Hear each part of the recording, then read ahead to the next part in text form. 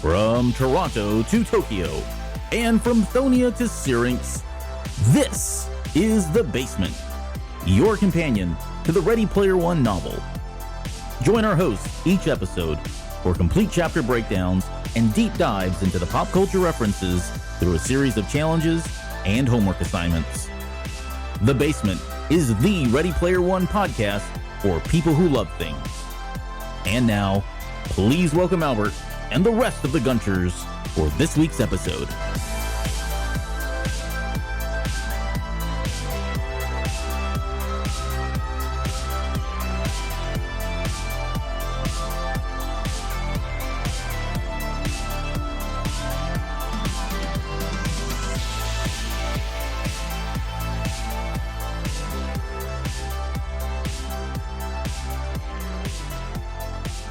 Hello, everybody, and welcome back to the Basement Podcast and part one of chapter 3, which I am calling What Up, Humperdinck. My name is Albert Padilla, and we're glad to have you guys tonight. And I am joined by two very special co-hosts. The first one is someone you guys already know.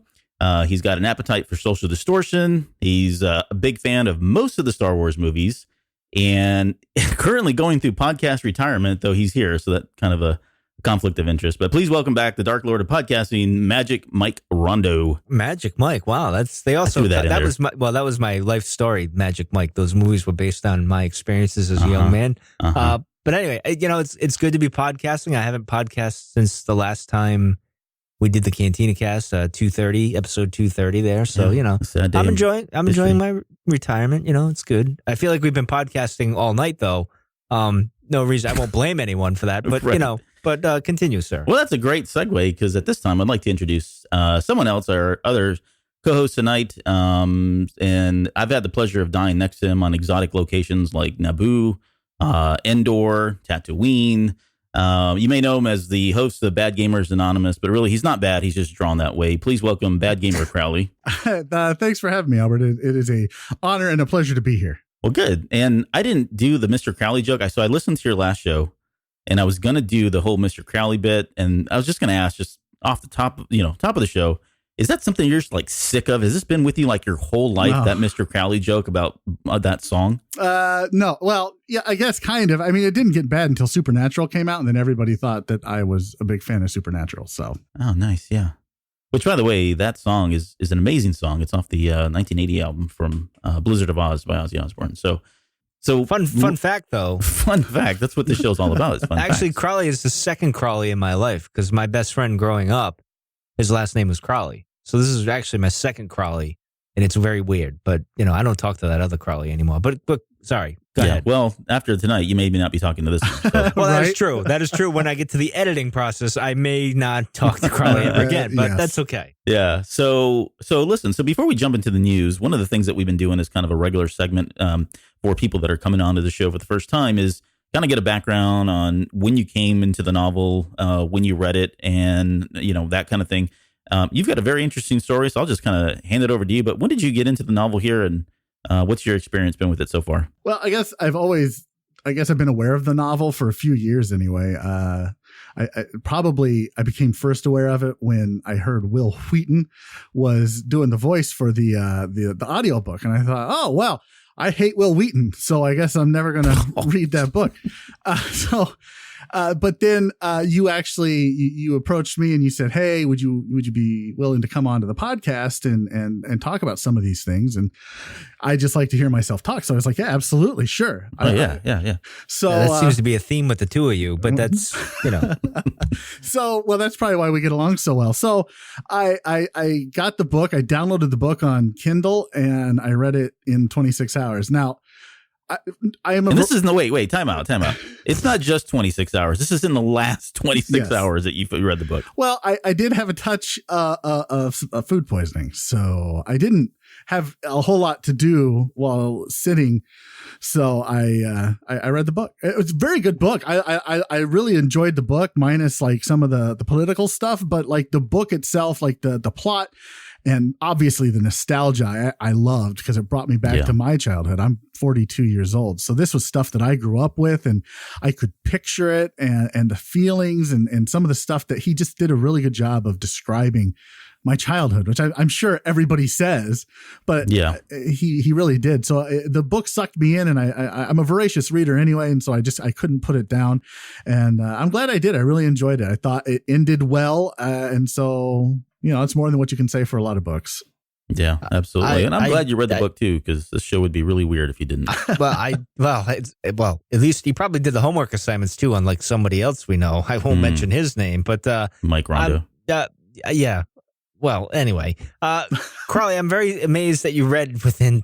See, I thought it was 24 hours. Albert lied to me. It's actually 26. So I was going to give him some kind of an award. Like I thought it was a major thing here, but apparently you can only do it in 26 hours. I mean, come on, dude. I slept for 9. So if you subtract the 9 look at that. from the 26, it's 17 hours. So, well, it takes me like 20 minutes to read my own name. So, you got me beat. All right. Well, that's true. All right. Well, let's do this. Let's get into the news. There's really not a whole lot going on. And my guess is this segment will probably kind of come and go. We should change this to the Albert stalking Ernest Cline segment. Well, with that is what we should call it. Yeah, we should call it that. So, as you know, I do stalk Ernie Cline. No, I don't. That's a joke. I don't stalk him. No, he really does. He does. It's okay. I think I mentioned at least 2 shows ago that he was going to be over at the Classic Gaming Fest 2018 here in Austin, which is July 28th to the 29th. He was all set to go. I think this was going to be like his 4th year there doing autographs, and you can kind of go up to him and talk to him, and he spends he doesn't really rush anybody out. There's nobody rushing him out. Of course, that may be different now that the movie's out, but he's been pretty laid back, pretty chill about it. But unfortunately, May 4th, there was an announcement from Classic Gaming Fest letting us know that due to unforeseen scheduling issues, he was not going to be at this year's Classic Gaming Fest. So I cried. I bet. Yep, for about 2 days, and just getting over that. But did you light it like candles and have a diorama set up? Yeah, there was a vigil that we had.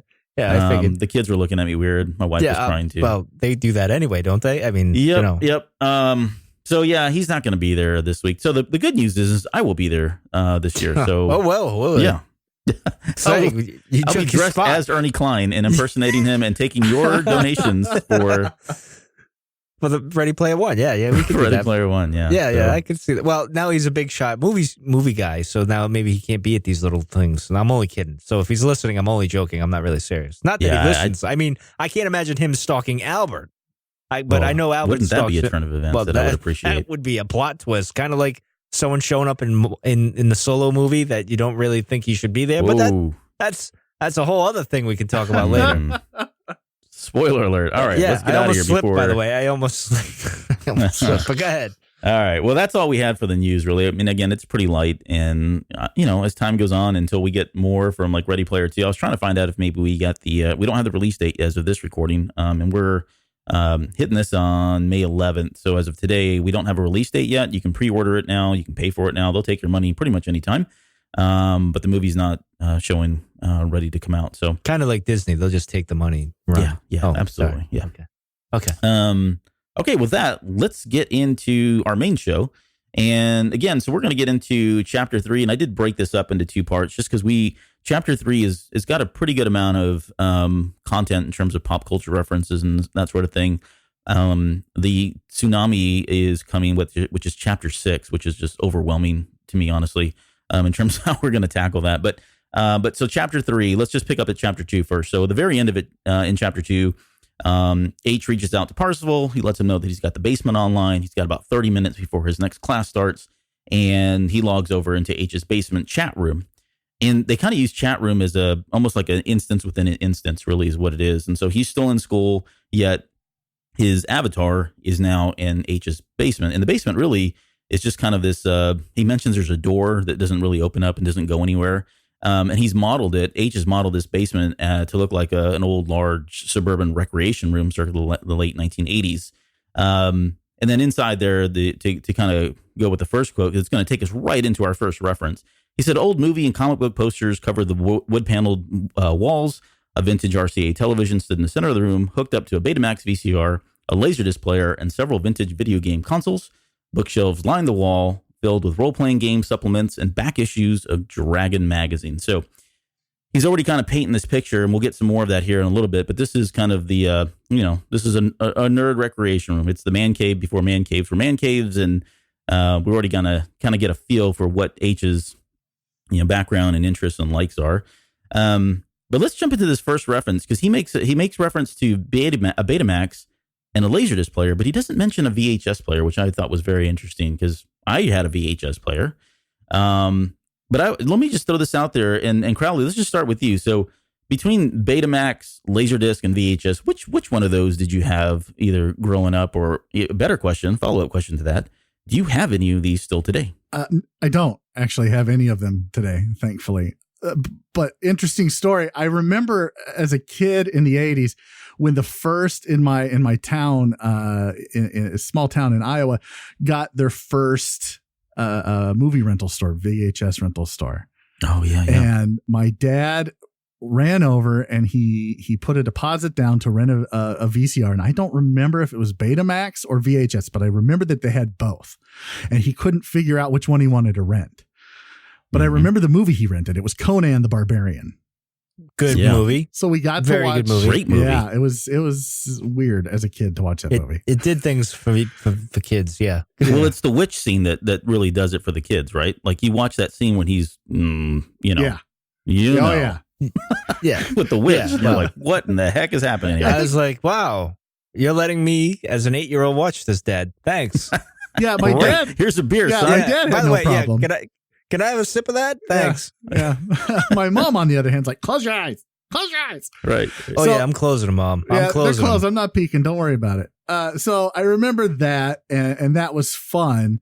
And I think from that, he finally decided, because my dad, you have to know, is he kind of a tightwad. So he finally did decide to get a VHS. And I think he chose wisely, obviously, instead of the Betamax. But when I first moved out of my parents' house, circa 1997, when I got promoted and got my first real job, started on my career, the roommate that I moved in with, he would only buy Laserdiscs. That's it. He would only watch a movie on laser. He was such a movie file that video file, right? That's it. It had to be on Laserdisc. He would only watch it in Letterbox. He would watch it on this amazing surround system, and he had to listen to all the commentary. And I'm like, was I your roommate growing up? No. Okay, because wait till we get to my story, because I have the exact same notes. So it was a little annoying whenever a new movie would come out. He'd get it on Laserdisc. He's like, we're gonna watch it in Letterbox, and I'm like, it doesn't. Why? Pan and scan gives me a headache. I'm like, whatever. Yeah, whatever. Yeah. I'm right there with you, buddy. And then he's like, we're gonna listen to the commentary. I'm like, yeah, I'm gonna go to my room and not do that. So. That was like a video games to play, right? I got stuff to do, dude. Yeah. Mike, how about you? So same question. Which ones did you have, and do you have any still today?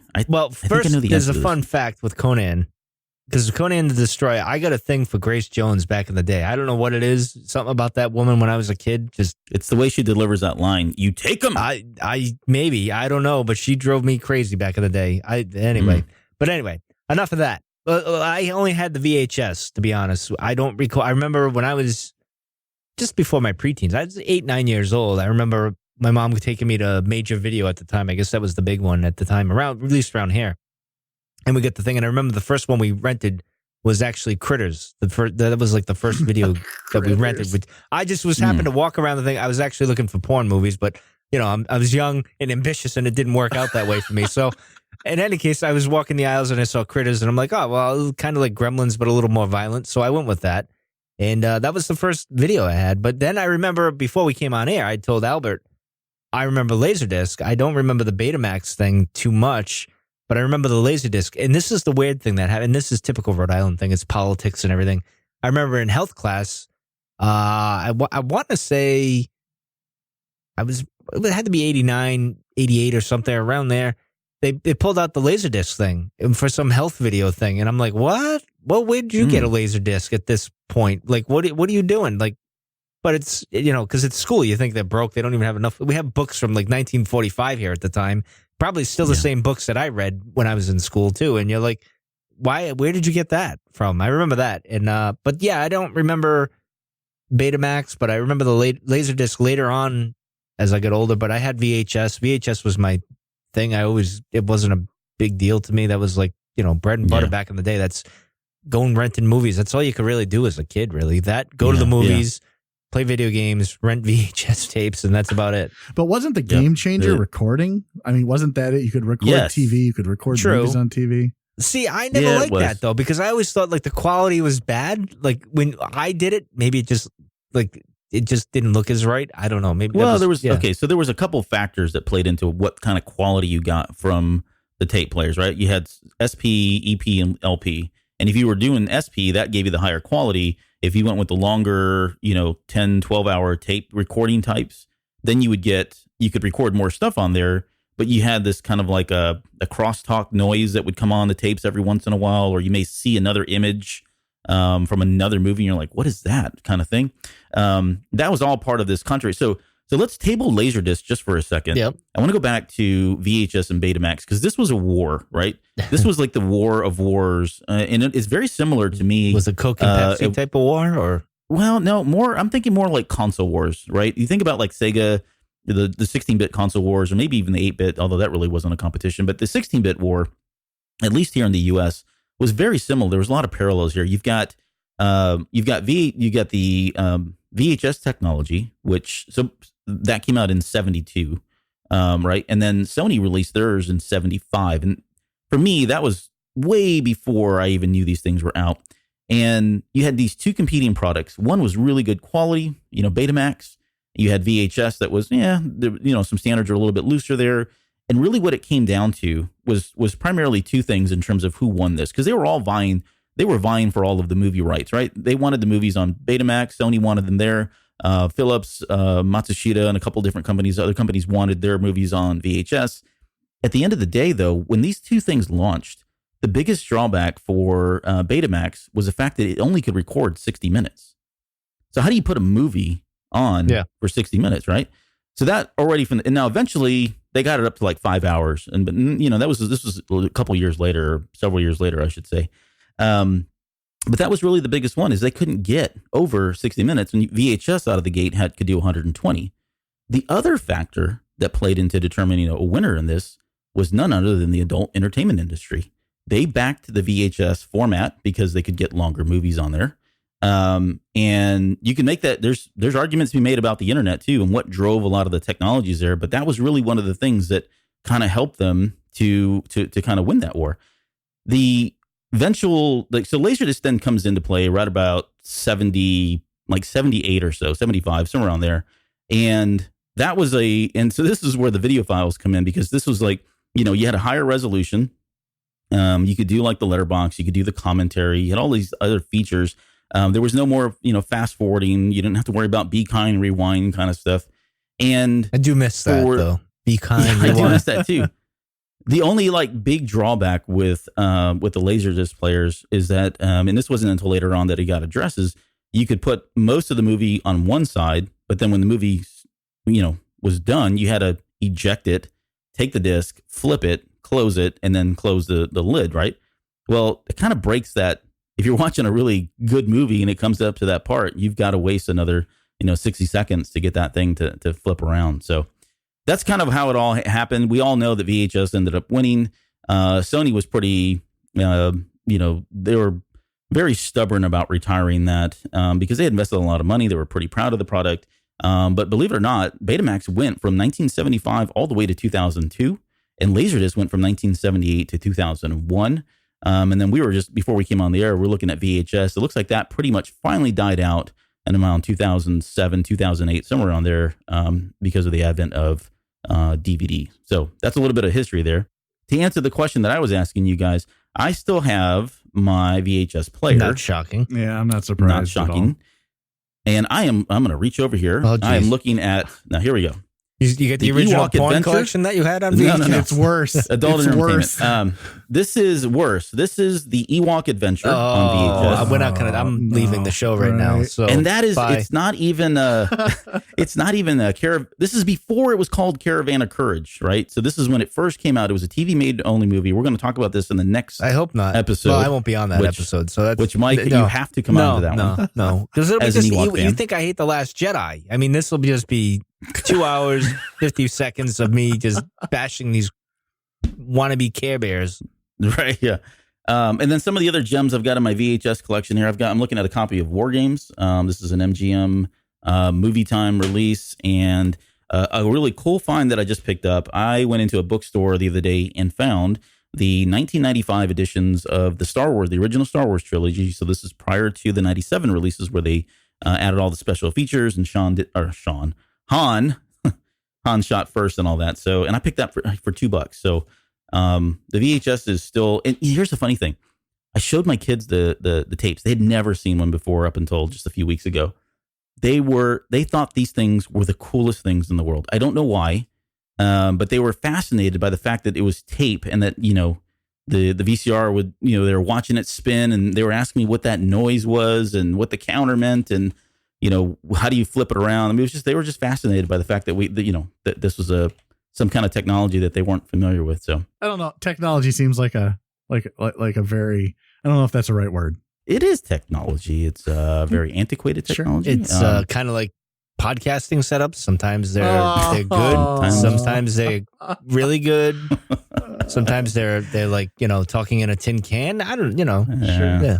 Well, let's move on. So Crowley, while you pull that knife out of the side of your body there, let's talk about the next reference. And this will kind of be a quick one, but he mentions Dragon magazine.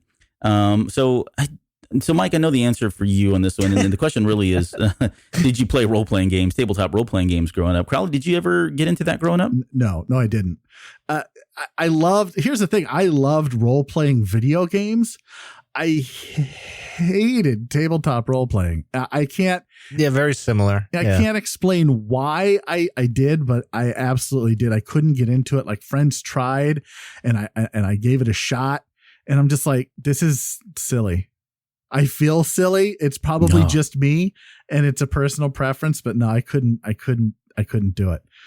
And I did my best. I was the same way. But I did like the dungeon. I mentioned, I think a couple of episodes ago, the Dungeons and Dragons action figures, or the little figurines or whatever. I had those, and I liked the stories and everything. I just I couldn't get into playing it for some odd reason. But there wasn't many kids in my neighborhood, strangely, that were not into that. You know what I mean? So there wasn't any, I think there was one other person down the street that would have been into that. And, I wasn't going to, no, it just wasn't going to happen. So. Right. So I was again, no surprise. I was a pretty avid gamer, tabletop gamer, and I played a lot of different games. It wasn't just Dungeons and Dragons, although that was probably my favorite. And it always gotten relegated to the role of Dungeon Master. And I didn't mind it. I actually really relished that. It was a lot of fun to really kind of put people into weird positions and have power. I don't know what that is. Maybe that says something about me. Well, I thought this was a podcast about Ready Player One, but apparently it's about 50 Shades of Grey. Right, we're going a different direction completely than what I thought we were going to go. This show never goes the way I expected. So that's the theme of the show. It never is going to go the way you think it is. But so Dragon Magazine. So we'll just kind of sum this up. So Dragon Magazine was really, this obviously predates the internet and predates a lot of things that we know today in terms of how we get content and media and that kind of thing. But really, it was just a magazine that was put out by TSR. It was initially to cover, Dungeons and Dragons, but it covered some of the other games. So TSR was the company back then, and they had other games that were out, like Top Secret, and they had Star Frontiers, which was kind of a sci-fi fantasy setting. But it was really the place that you could go and you'd be able to pick up, maybe new spells, characters, character abilities, rules, supplements, things that you could introduce into your campaigns that, if you wanted to, whole campaign settings. One of the more popular Dungeons and Dragons campaign settings is the Forgotten Realms setting, right? This was created by Ed Greenwood, and it started in Dragon Magazine as these little snippets, and it eventually evolved into what it is. And it is arguably, it is really the biggest campaign setting that's out there today. And there's just, I don't even know, probably hundreds of novels at this point, all set in the Forgotten Realms campaign. But that was the magazine to have if you were a role-playing gamer, a tabletop role-playing gamer. The Dragon Magazine coming into your doorstep or coming into your mailbox every month was the magazine to have. So it's pretty significant, and it's kind of cool that he made reference of it just because of that. So before we move on, any other final comments about tabletop role-playing games or Dragon Magazine? Nope. I had things to do back then when I was a kid, so I didn't didn't really get into that. I knew of the magazine, but I had things to do. It was called role playing. Yeah, I was skateboarding or I was playing basketball or I was blowing stuff up with fireworks that I shouldn't have been doing. Yeah. That was a pastime of mine. I was good at that. But yes, let's move on, sir. So the next part. Okay, so then he goes. So let's go back to the novel. So then he mentions that H is this high-ranking video game player, and he's got a lot of coinage or credits or whatever he's using within the Oasis, and he's able to buy a lot of the stuff and kind of outfit the basement the way he wants it and all that.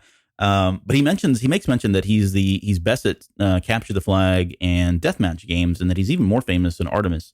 So I thought we could just take a real quick moment to kind of talk about Capture the Flag and Deathmatch games, because these two games, these two modes of gameplay seem like they've been around forever. And I tried to do some research coming into this about the first Capture the Flag game. And the best I could determine was it was 1984's Banner Catch, which was a game that came out for the Apple II and the Commodore 64, Commodore computers. As far as Deathmatch goes, I don't know. I couldn't really find a definitive, this is the first game that ever had that gameplay mode in there. But I guess one of the things I want to throw out is, did you guys ever get into LAN parties? So kids, if you're listening, LAN parties is what we used to do before the internet was around. But did you do any kind of LAN parties, or did you do any multi-player online gaming where you would do CTF or Deathmatch once the internet and Al Gore's vision was realized? Well, for me, no, I did not do a LAN party. Like I said, I was doing other things, blowing things up, probably computers or something. But I do later on in life, when the interwebs got popular and stuff, and you could play your video games, and you didn't have to go to your friend's house. You could be down the street and play each other or whatever. I was always like a capture the flag kind of guy, and I still am, because Deathmatch, as you all know, I am horrible. The two of you know, I am awful. Although I was pretty decent in Battlefront after a while, when all the good players left. And just once like 2 a.m. when everybody was falling asleep, you were on your A game at that point. Absolutely. I was in the top 3. I mean, come on. But Capture the Flag, I was always good at, like the objective-based stuff. When it comes to Deathmatch, I thought Deathmatch gets kind of stale after a while to me, but that's just me. Then again, Capture the Flag does too, because it's the same map, same points. You kind of know what's what and all that stuff. But anyway, Crowley saved me. Did you get into LAN parties at all? No. But I did. So right around the time that the internet kind of started getting a little bit popular, a friend of mine and I would deathmatch on Doom all the time. So I would connect with him. He'd have to call me or I'd have to call him, and we'd have to let the computer pick it up. So we'd always have to tell our parents, hey, you can't pick up the phone. I'm going to be deathmatching Steve, on Doom. Don't pick up the phone or I'm going to die. Don't pick up the phone or you're going to disconnect me. Yep. Or I'm going to die. That's right. So, that was my first experience with anything deathmatch. And literally there were 6 or 7 months where it was every night for hours at a time. And I can't tell you how pissed my parents got. Just you're constantly on the phone and I'm like, get a second line. They're like, get a job. Just you get a job pay for the second line. As far as like Capture the Flag and stuff goes, Quake. I mean, that was the one that popularized it for sure. Yes, sir. So, I think everybody played that. And then except for me, except for Mike, he was blowing up computers and skateboarding and trying to apparently steal porn from VHS stores. Actually, at that point, yeah, that's true. I was quite the degenerate. I was more into BMX freestyle, actually. Just because like BMX Bandits was one of my favorite movies back in the day. That's a great movie. Yeah. Sure. And then there was the other one. But anyway, sorry. No, it's fine. So as far as LAN parties go, so let me. So we had I was part of a club, and we called it the Pentium Club. I'm so not shocked by any of this, right? Yeah. So we called this the P Club, and I'm not shocked by that either. And you guys may know from the Star Wars Discord, Vatolio. That's the thing. So he's actually, we'd go to his house. So imagine this. This is let's say circa 95, circa 96. You take your 21-inch CRT monitor, you throw it in the back of the car. Then you take your desktop computer that was, another 75 pounds, throw that in the car. Take a ton of cables. So we were bringing Cat 5 cables. We'd have a switch, You'd bring your mouse, your keyboard, your speakers, pack everything up, bring a table, a folding table, a chair. We'd go to his house, set everything up, put the switch down, plug into that, and then we, try to connect over either IPX or TCP/IP, some kind of a protocol, and we would launch Quake. And we would start Friday night, probably about 9 p.m. We would not stop playing until Saturday late afternoon, sometimes into Sunday early a.m. And most of what we played was Quake, Quake 2. When Tribes was out, we were doing that. We were doing Diablo at one point. Just whatever was out. And, of course, none of us were married. We didn't have any kids. And we had girlfriends that really hated us for a lot of this. Right? Yeah, because I was doing different things in 95 than you. Right. I was too. Yeah. I was definitely doing, my girlfriend was very happy with me about that stuff. So, yeah, I don't think mine was, and I never really understood it. I still don't get it. But anyways, but so this was kind of like, right, this is, again, predated the internet. We really didn't have a way to kind of do all this over the internet. But going back to the question about whether we played any deathmatch. So for me, Quake, the original Quake was the one that I just went to all the time. Quake 2 came out. That was pretty special as well. And then for Capture the Flag, Tribes 2. I mean, hands down, Tribes 2 was the game that we gravitated to. I was in a league at one point, and we were pretty good. We were on a 5v5 league. It was just, those two types of game modes, and we see them all the time, and we kind of take it for granted. But there was a time when these things didn't have, they weren't in there. But with the onset of Doom 2, Wolfenstein, Duke Nukem, a lot of these games are the very first ones that really kind of introduced it, and a lot of the variations of those have since then spun off. So I assume I didn't get into that because of what you just said, lugging all that crap to that. It's bad enough I had to do that with hockey. I wasn't gonna lug computers and all that stuff. So I think that's probably why I was like, and I wasn't really into that at that time. So I was probably like, whatever. No, see, but I was into that. I absolutely was, but I didn't want to lug that crap around either. Instead, I would rather lug my guitar and my amp around. And my girlfriend, my girlfriend, that that's what I like to lug around. Yeah, right. Yeah. Well, it's, some of us are dedicated just in different ways. That's all. So, all right, so let's get back to the book just really quick. So just about the basement, and obviously the show is named after this, but H's basement is really kind of this high profile hangout spot. It's, for elite people, elite gunters.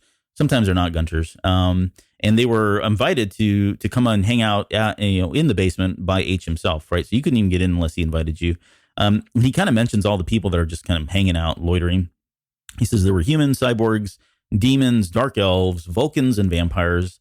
Most of them gathered around the row of old arcade games against the wall.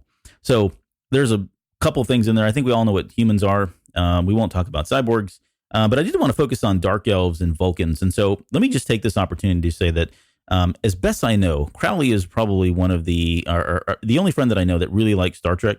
I don't know why. We've had this debate for years, Crowley and I. I don't know why he would like such a franchise. I like Star Trek too, and I like it quite a bit. You're fired from the Cantina Cast now. Okay, well, good night, everybody. But yeah, I thought so. I was going to say, I'm going to give you 30 seconds, but can you do your best in 30 seconds to kind of just tell me, if let's say I've never seen Star Trek ever, what the heck is a Vulcan? So Vulcans are a species within the Star Trek universe who made first contact with humans once humanity became warp capable, once we could travel the universe very fast, or the galaxy, I guess I should say. This isn't Star Wars. So they have a violent and bloody history, but they overcame that. They overcame their passions by embracing logic and reason, and they kind of did that to a fault. But they also did it to contain their otherwise violent tendencies. They're also a founding member of the United Federation of Planets. That's where, like the Enterprise and Captain Kirk and all of that.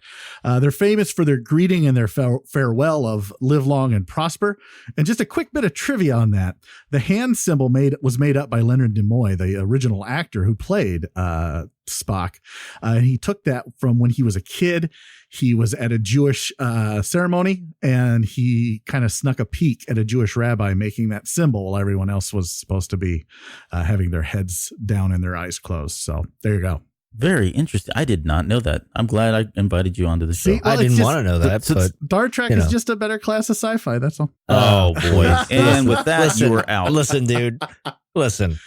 Where's the eject button on this? thing. Here's right here. Well, don't worry. His equipment will probably fall apart anyway. So he's not gonna make it to the end of the show, folks. So don't worry. We don't have to listen to. And it's amazing. It's probably going to cut off right now when we get into Star Trek. But yep. I will say Spock is probably my favorite character of the original. I'll give him that.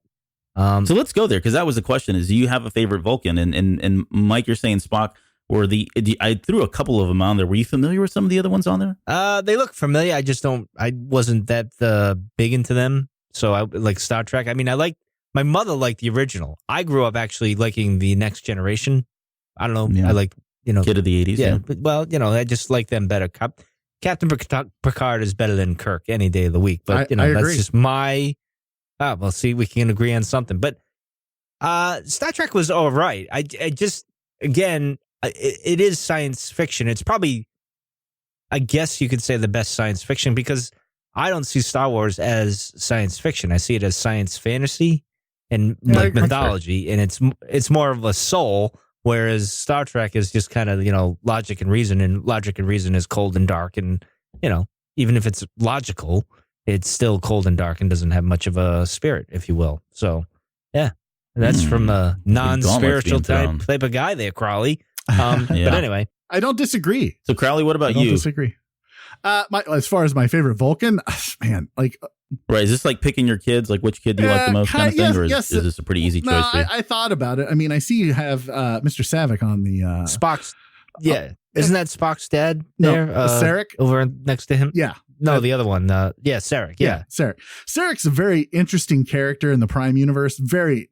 I love him in the Prime universe. In the Kelvin universe, I'm not such a fan. I don't even wait. Time out. There's many different universes. What are we talking about here? This is where Star Wars is going in 5 years. So, wait, is this the J.J. Abrams? Is that how you're distinguishing? Okay, so I got it. I'm tracking. So Prime would be Leonard Nimoy, and Kelvin would be Zachary Quinto. Does that make sense? Okay, got it. Like, I kind of like Savick, but I like Savick played by Kirstie Alley in Wrath of Khan. But I mean, if you're going to go just as far as who's the most attractive Vulcan, you've got to go Subcommander T'Pol from Enterprise with the show with Scott Bakula. So I really liked her. But I mean, my favorite overall has got to be Spock Prime, as played by Leonard Nimoy. Spock Prime. Yeah, that's funny you say Nimoy. I've always just said Nimoy. Is that not right? It's accents, baby. That's how it goes, Wait, let's hear I'm the man Mike of say pronunciation. No, we're not. Is it going to be an R at the end of it, or I could put one there for you, sir? By the way, he grew up in Massachusetts, I believe, right? So he's kind of a New Englander like me. Yeah, so, yeah. Who, Leonard Nimoy? Yeah, Leonard. Yes, Mr. Leonard. Mr. I will not pronounce his name because you're not going to get me to do it. So it's Nimoyer. Well, I don't. I was going to say Cybok, but that's just a joke because that's Spock's half brother. That's an awful movie, which I really actually liked. I actually liked the Final Frontier. I actually liked all of the movies, to be honest. And that, the Wrath I say of that Khan as is the best one. Well, I'm sorry, objective. Yeah, I don't disagree, but I think if you put the Into Darkness and you add that to the Wrath of Khan, I think Into Darkness is a better film. But it might just be that I have some kind of man crush on Benedict Cumberbatch. Oh, there it is. Truth comes out. Oh, I thought you liked JJ or something. Like you were big into JJ. That's what I was going to say. I just, anyway. The other two that I liked was Savick, Kirstie Alley from Wrath of Khan. You can't say that without the elongated N on it. And then Kim Cattrall, I thought was pretty. That's good. That's a good way to put it. I don't know. I just thought she was pretty. That's great. That's all I have to say about her character. That's cool. I get it. I get it. She was pretty. Tuvok was always weird looking too. I don't know what the deal was with Tuvok. I was not a big fan of Voyager. Yeah. I wasn't, especially 7 of 9. But so you just liked it when 7 of 9 came on? No. Okay. Yeah. All right, so let's talk. So let's move on from Vulcans, and maybe there'll be more Star Trek. Oh, actually, I think there is. So if there is, we might have to get you on here just for that reason alone. I won't be. But the other thing but you won't be. That's fine. Or Ewoks. I won't be on that day, or anything Last Jedi. That's for sure. Not that will come up. But go ahead. So we were going to talk about Dark Elves, and I think based on where I know you guys stand in terms of Dungeons and Dragons, I don't know this is going to be the most exciting topic, but so Dark Elves, he mentions that in there, and so let's just go to Dungeons and Dragons because that's where it really kind of started. The idea that there's all these different elves in that campaign, in that role playing game. You had Dark Elves, you had Gold, you had Wood. You had the traditional elves that everybody kind of knows about, but the Drow or Drow, depending on how you pronounce it, are the Dark Elves, and they were the elves that lived in the Underdark or underground. They came from a matriarchal society. They were mostly evil, and there was this one particular dark elf named Dritz Jordan who arose from all of that, and he's kind of like this lawful good character. He kind of really went against the grain, escaped, and now lives among the other people of the Forgotten Realms campaign, and he's seen as an outcast. People see him and they immediately associate him with somebody that's evil because of his race and his background, all of that. And he's really like the nicest guy in the world. But for the Drow themselves, those books are hugely popular. There's something like 33 books in the total series. If you ever read any of these things, I won't. I think I got. I'm only kidding. What's that? I said I won't. I'm only kidding. Oh no, they're great books. It's R.A. Salvatore. I don't know if you. I don't know if you guys have read it. Yeah, he's a great guy. He's a great writer. And this is really kind of, he had already written, I think, one prior to the Crystal Shard, which is the very first book that this character appears in, and that's part of the Icewind Dale trilogy. And I won't fanboy too much because I really do like these books. I've read the first 17. And I've not read them since. So just a quick question. Have you guys read any of those books? And were you familiar with this reference when you saw it in the book? You can assume what my answer is. No. I've heard of him, but I'll be honest, I didn't know the specifics. And once I looked it up and went, oh yeah, it's Dungeons and Dragons. Cool. All right, let's move on. Yeah, right. That's pretty much. It's that game again. Yeah, that's pretty much the way it went. Yeah. All right. Well, I am still looking for a co-host that is a fan of Dungeons and Dragons. So if you are, no, I'm kidding. No, he's serious. He really is. No, I'm being serious, sort of. I'll put it in the show notes. Yeah. All right. So let's move on. So he mentions also that and I'll just quote the book here. It says, a few others by the Ancient Stereo currently blasting the Wild Boys by Duran Duran, browsing through H's giant rack of vintage cassette tapes. So let's talk Duran Duran. Why? Because they're one of the greater bands, new wave bands that came out of the 80s. Can we talk about your obsession with horrible 80s music? Yeah. No, yeah, see, this is not. See, you continue to have horrible choices in music. You really do. Howard. This is like the continuing thread is that and stalking Ernie. You got horrible. Well, actually, I think that both of you have horrible taste in music. It appears. I don't know what. Right. I don't know. Yeah. At least early on in the book, you guys pick awful music. But so okay, wait. Let's. So let me set the stage here and no pun intended. Let me set the stage for Duran Duran. So Duran Duran's a new wave band. They're out of Birmingham, England. They're hugely influential in the 80s. You can't argue with that. So some of the songs that you've probably heard of are Rio, The Reflex, A View to a Kill, which was a direct tie-in to the 85 Bond movie, which was not that great. But Union of the Snake, and that comes up again a little bit later. That song comes up in chapter 18. Can't wait till we get there in 5 years. Well, that'll be 2025 is when we actually, that's what I've got it mapped out to. Okay. But this particular song, Wild Boys, it did reach number 2 in the U.S. charts, and probably I think it did better in the U.K. or one of the other countries that we don't really care about as Americans. But I think it did reach pretty high up there back in '84. Yeah. But I asked you guys specifically. I know your homework. Great song in 1984, which was Jump. I think that was a better choice, but yeah, probably yeah. I would agree. Yeah. No argument. Yeah. No argument there. Just saying. But as part of the homework, I'd asked you guys to watch the video, and it was for a very specific reason. So before you, let me ask you: had you seen the video before? Yes. And Crowley, had you seen the video before? I'm sure I had. I just probably blocked it from my memory. I'm trying to block it from my memory right now. Right. Yeah, okay. I really don't want to discuss it, but we got no choice, Crowley. So. All right, so if you haven't had a chance, go watch the Wild Boys video. You'll be all right. You'll be better for it if you don't. But just listen to this It's description. a little saucy. Yeah, it's a little saucy. Maybe too hot for TV kind of thing. But it's not the witch video scene from Conan the Barbarian. No, it's not. But it's Well, continue. So the Wild Boys video is really, it's based on a novel. And the novel is by William Burroughs. It's a 1971 novel that came out. And the novel depicts a post-apocalyptic world where this homosexual youth movement is trying to bring down Western civilization. Now, obviously, the video was on MTV. It doesn't get into any of that, but you can definitely see the inspiration from this, right? You've got, I mean, it's just kind of weird. It's like this Mad Max kind of setting, right? And you've got the band members are being tortured in different ways. There's a lot of dancing. They've got this like, cutting edge computer graphics head. I guess for 1985, anyways, it was cutting edge. But they've got some computer graphics in it. Wait, that was a computer graphic head? A lot of fire breathing. Yeah, it was. Yeah, computer generated. I just thought it was a horrible thing covered in a rubber mask. No, they went to great lengths to make it look like it was a horrible thing covered in a rubber mask with a computer. Regardless, it's going to give me nightmares for weeks. Well, I'm really thinking that there's an S&M theme throughout this show tonight. I'm getting a little worried about you, Albert. I'm a little worried. Yeah, now. Well, we'll get past that here soon.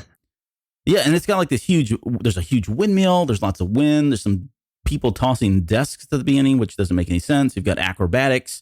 There's some explosions. You've got men wearing leather or close to nothing at all. Exactly. The hair. Oh, the 50 hair. Shades. The hair. You've got a Deus Ex Machina. At the very end, like where the heck did this come from, right?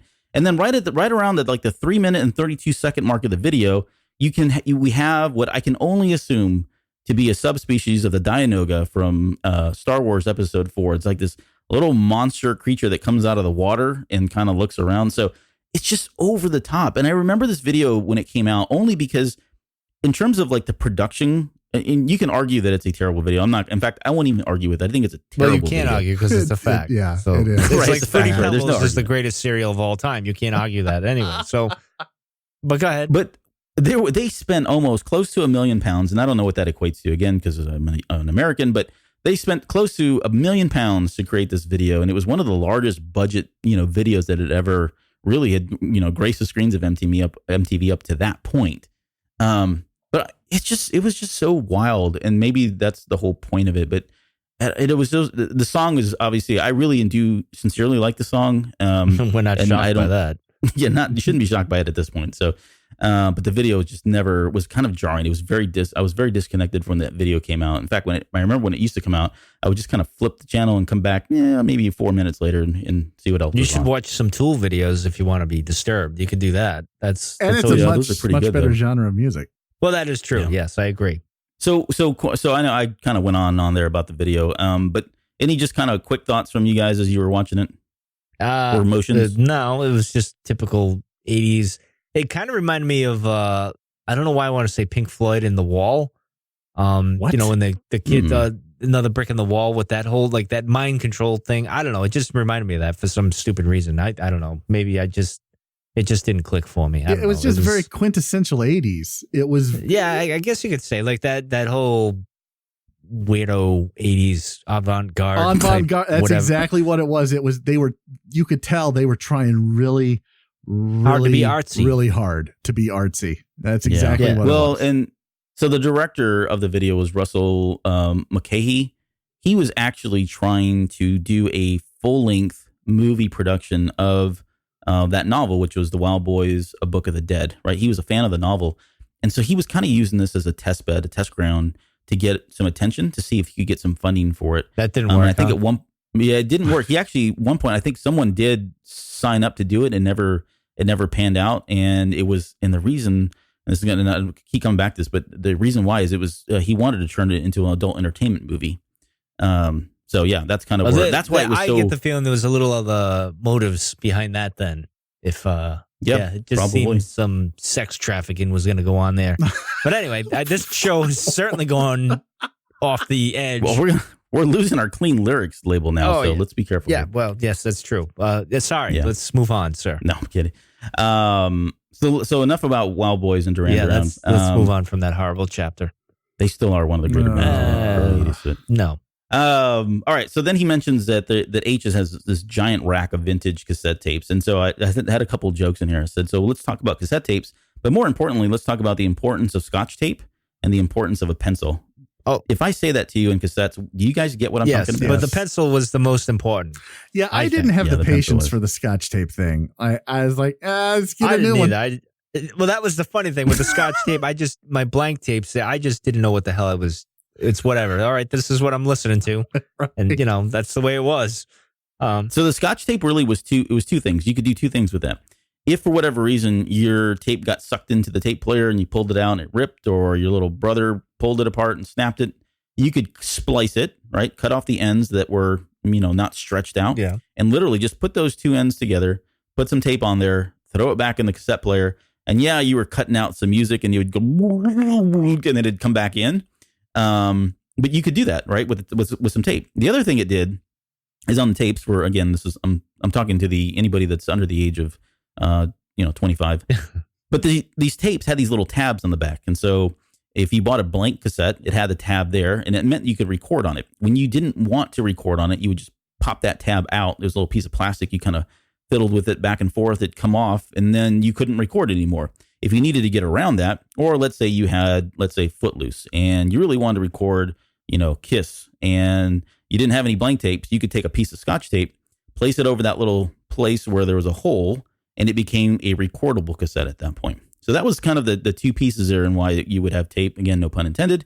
And then for the pencil, if you, for whatever reason, the tape started coming out and you needed to wind up that tape, the best thing you could do, the best tool you had in your disposal was a number 2 pencil that was kind of a, what was it, a hexagon shape? Yeah. Whatever that is. It worked. Yeah. It's all matter. It worked. You stick it in there and you start rotating it and it would let you wind up the tape. So that's kind of how we used to do things back in my old day, days. Sonny. I had to use my pencil and I had to rewind my tape. Yeah, I remember somebody actually gave me a Duran Duran tape once, and I put some Scotch tape on it, and I recorded some Van Halen over it. So, yeah, that's what I would have done. Right in 1984, that's nonetheless. Right. I get it. Yes. I get it. Yeah, and then the other thing I had on here was there was a time when video games. So, in fact, my Atari. What was it? I think it was an Atari 400. It may have been my 800 XL. I forget now. But one of them had a tape player. So I could not play games. I didn't have cartridges, but I had a couple games on tape. And I labeled this as saving video games to cassette tapes because that's what you would do. If you wanted to save your progress, you would save them to the cassette tape, or how to drive yourself to the brink of suicide. Because in order to save a game to a tape, it had to play through the whole tape. So you would hit the resave button, and this thing would go spinning back and forth. And it would take, I've never done this. 10, 20 minutes before that thing would save the entire game for you. So I've never done this or even heard of this, Albert. Really? Yeah. I've never. Crowley, yeah, absolutely. I kind of chuckled when I read your note of drive you to the brink of suicide, because that's 100% accurate. Yeah, it was just there was, and if that's all you had, well, folks, that's all you had. Like, you didn't have back then. You didn't really have a choice, did you? It was like, well, if I want to save, this is what I have to do, and if it didn't save, you were just kind of SOL. So yeah, that's right. All right, so enough of cassette tapes. I don't have a cassette. Actually, I have a cassette stereo back here behind me. Not shocked at all. Me either. I don't have any cassette tapes. I imagine Albert's man cave or his basement is like, it looks just like the basement from H's thing. wood paneling, ping pong thing. Yeah.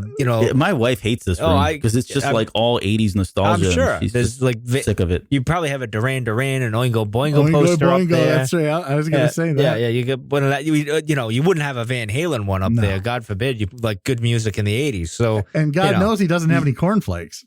Yeah. Well, no. Cornflakes aren't bad. They're not that bad. You put a lot of sugar on it. You're that's good. Right. No, that's right. That's it. And besides, Fruity Pebbles is the best of all, and he can't win that argument no matter how he tries. But anyway, man, cheap shots. All right, let's get back to the novel here. So, H comes down, Parzival comes down the stairs. H sees him, says, "What up, Migo?" And then he fires back, "What up, Humperdinck?" And this is where we get some background on their relationship, and that he calls him Z. For Parzival by short. H calls Parzival that.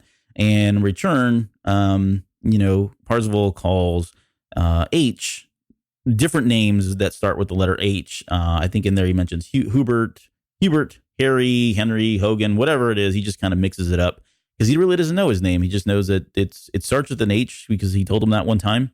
And so he kind of does that. So that's where we get obviously the title for tonight's show. And a little background on H. He's a senior at OPS 1172. And, he's just about done with school. And then over the years, they've kind of developed this really close relationship. I think he mentions that H is his best friend. He says, okay, point of clarification, he's really my only friend, but still he's my best friend.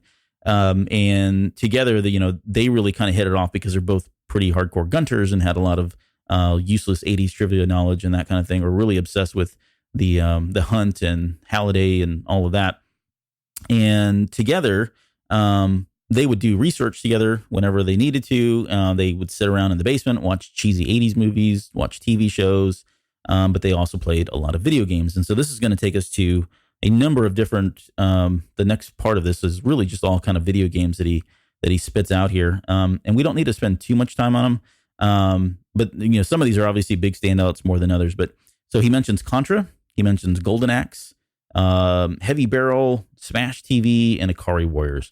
Let's talk about Contra though, real quick, because I posted that on our Instagram page today. These pictures of Instagram, and I shared those with you guys if you have a chance to look at them. But Contra came out in 1987. It's got a weird plot. It's like the year's 2633.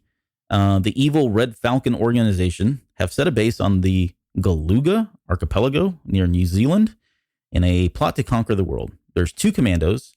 There's Bill Reiser and Lance Bean of a Contra unit that are sent to the island to destroy an enemy force and uncover the true nature of Red Falcon, an alien entity controlling the team. I want to talk about number one. So we're getting into the weird 80s game backgrounds because we've talked about this on a couple of shows. When we were back in the Atari 2600 days and up into the rise of the NES, games really were all about the cover art, and they really didn't have like backgrounds or stories. And we're starting to see it now, at least in this era, especially again with the NES. The game developers were really trying to provide some kind of context, really give you a background, give you a reason to care for the characters, to some extent.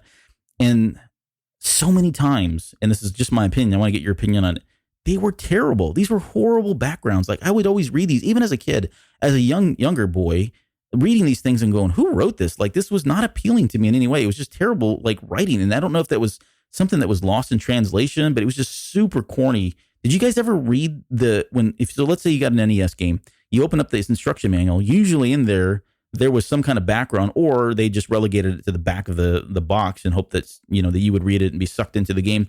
But was this something you guys looked at, or did you just go put the game in and play the game? You didn't care about that stuff. Put the game in and went from there. And funny thing is, Contra, I thought it had something to do with the Iran-Contra hearings for some stupid reason. I have no idea. I didn't even. What the heck? I didn't even. I don't know why. That's where my mind was at that point, at that time. But, I figured out later in life that's not what it was. But no, not at all. The exact. Well, maybe it was. Maybe it was a plot, conspiracies and these things. But I didn't even realize the alien thing and that whole. I just put the game in and shot things. And just did my thing. That's all I cared about. I was like Rambo, just going through things and mowing things down, and whatever. It didn't matter at all. I didn't care about the story really. And I think that's because when you go back to all right, so the rise of NES, and we put Mario in. I'll just use Super Mario as the example. You put it in, there's this very simple premise, and it kind of reveals the story to you as you go. It's basically, you're here, you got to save the princess or whatever. And it was kind of that two-scrolling thing, and you kind of go, you're from here, you got to get there, you got to kill a bunch of things to get to there and kill the bad guy at the end. That's kind of how I just saw most of those games back in the early days of that. But anyway. Yeah, and as the years went on, like I said, they got a little bit more complex, and they were trying to give you more. And then, we would start getting, storylines. Like Street Fighter 2 was one of the more infamous ones. You could finish the different characters, you'd get a story, but you'd get some kind of special ending, right? So not only were you getting something up front, but now they were rewarding you with more than just congratulations, you finished the game. They were trying to show you, what happened to that character, or in really some of the cooler circumstances, they would kind of set it up for the sequel, just like we have today in movies, or even we had then in movies, they would set it up for that next one. So, But Crowley, did you ever jump into these background stories or ever read them and just cringe as you did? Oh, well, I think some of us did. Yeah. I mean, Mike didn't, but I did for some of them. I mean, it just kind of depended on the game, but I think you're kind of burying the lead here. It's an evolution of an entertainment industry. I mean, if you compare it to Hollywood and how Hollywood got its start, where when you first start the film, there wasn't really a lot of point to the film, right? Like, so there's not any story with like asteroids, for example. You're shooting asteroids and you're trying not to die. And then it evolves into, now you're up to Contra and you've got this wacky story that somebody came up with around this entertaining game that was very entertaining. And then it just kind of morphs and it keeps evolving. And it got to the point where these stories were so bad that once the story started getting good, Hollywood still, like, the actors didn't want to be voice actors when that started to become a thing, because it was taboo for them.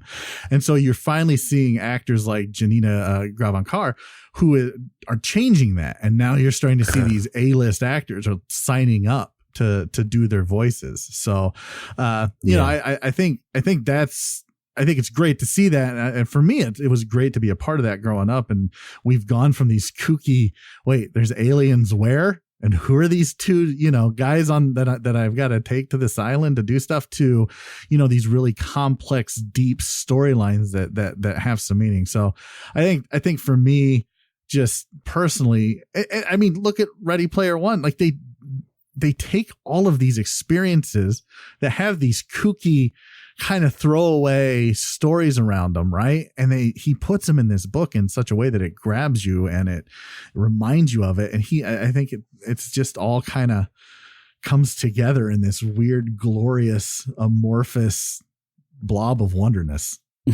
Yeah, no, that's just true. And I am giving these guys a lot of slack for this thing. I think because I was offended, and here's why.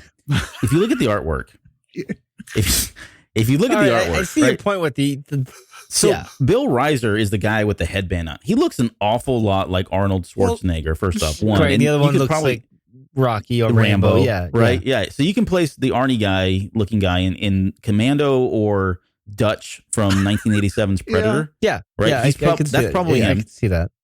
And that's John Rambo. That's clearly John Rambo on the right-hand side there. And that's Lance, right? And then they've got an alien, which is, I mean, if I'm Geiger, I'm like pissed, because that's a total ripoff of the alien xenomorphs from the movie. So they borrowed, they stole, I don't know, whatever word you want to use, but they took a lot of that inspiration and they put it into the cover of this. And they played loosely with the inspiration. Now let's just put it that way. Absolutely. Yeah. And by inspiration, it was basically cut and paste, but we'll. Right, yeah. My favorite, though, is, and you guys can't see this obviously on the show, but there's the second one, right, where you've got these two bozos. Now this looks like this is like Blue Steel, Ben Stiller and Owen whatever doing a skit on the movies in the 80s, like the hero action movies. That's what it looks like to me. But anyway. These two jokers here. These are the guys that were on the arcade cabinets. So that's where this picture's from. Yes. So imagine you're walking up to the game. And don't get me wrong, we're going to talk about the game, because the game's amazing. Honestly, it's one of my favorites. But it was just stuff like this as a kid, and I don't know. Maybe maybe I was too critical as a kid. Yeah, I think maybe you took a lot of things too personal as a kid. I did, though. This stuff mattered to me, though, right? But, it mattered. But really, at the end of the day, it's put the thing in the thing and play the game. I don't want to look at his muscles. Look at the other guy when Contra came out. Like, how could you be offended? You're so angry at such a young age, I don't young understand. man. When Contra came out, I was 14. So I was about a 14, 15-year-old. All right, well, that understands. I can understand that. But still, get over it, man. Get over it. Yeah, I need to let it go. You got to let it go. And, it's not the end of the world.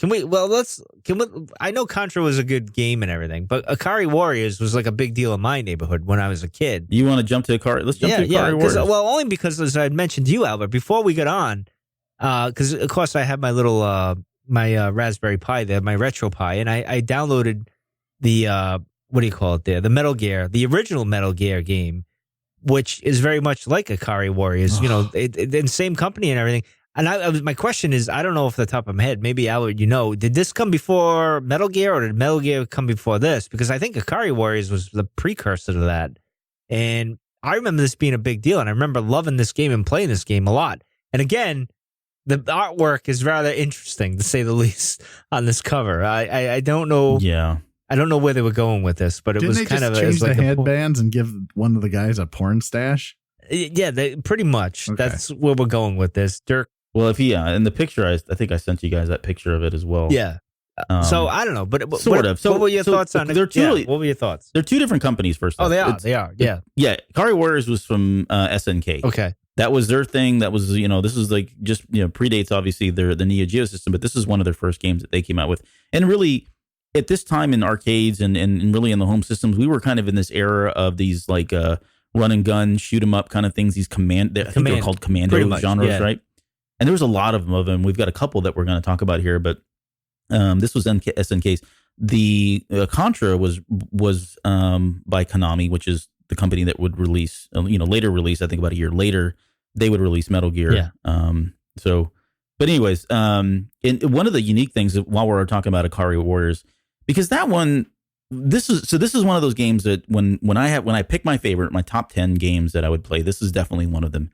And I really enjoyed the rotating controllers. Right, this was very unique. In fact, I want to say this was the first game that had it. I could be wrong, and you can check me on that. But this was the very first game that ever came out that had the controllers that would rotate. So you would move your controller up, down, left, and right. That would move you around the screen. You had a button to fire. You had a button to throw your grenades. But then the controller itself was a dial. And so depending on where you would shift that dial, you'd rotate it. That would rotate, pivot your character, 360 kind of thing.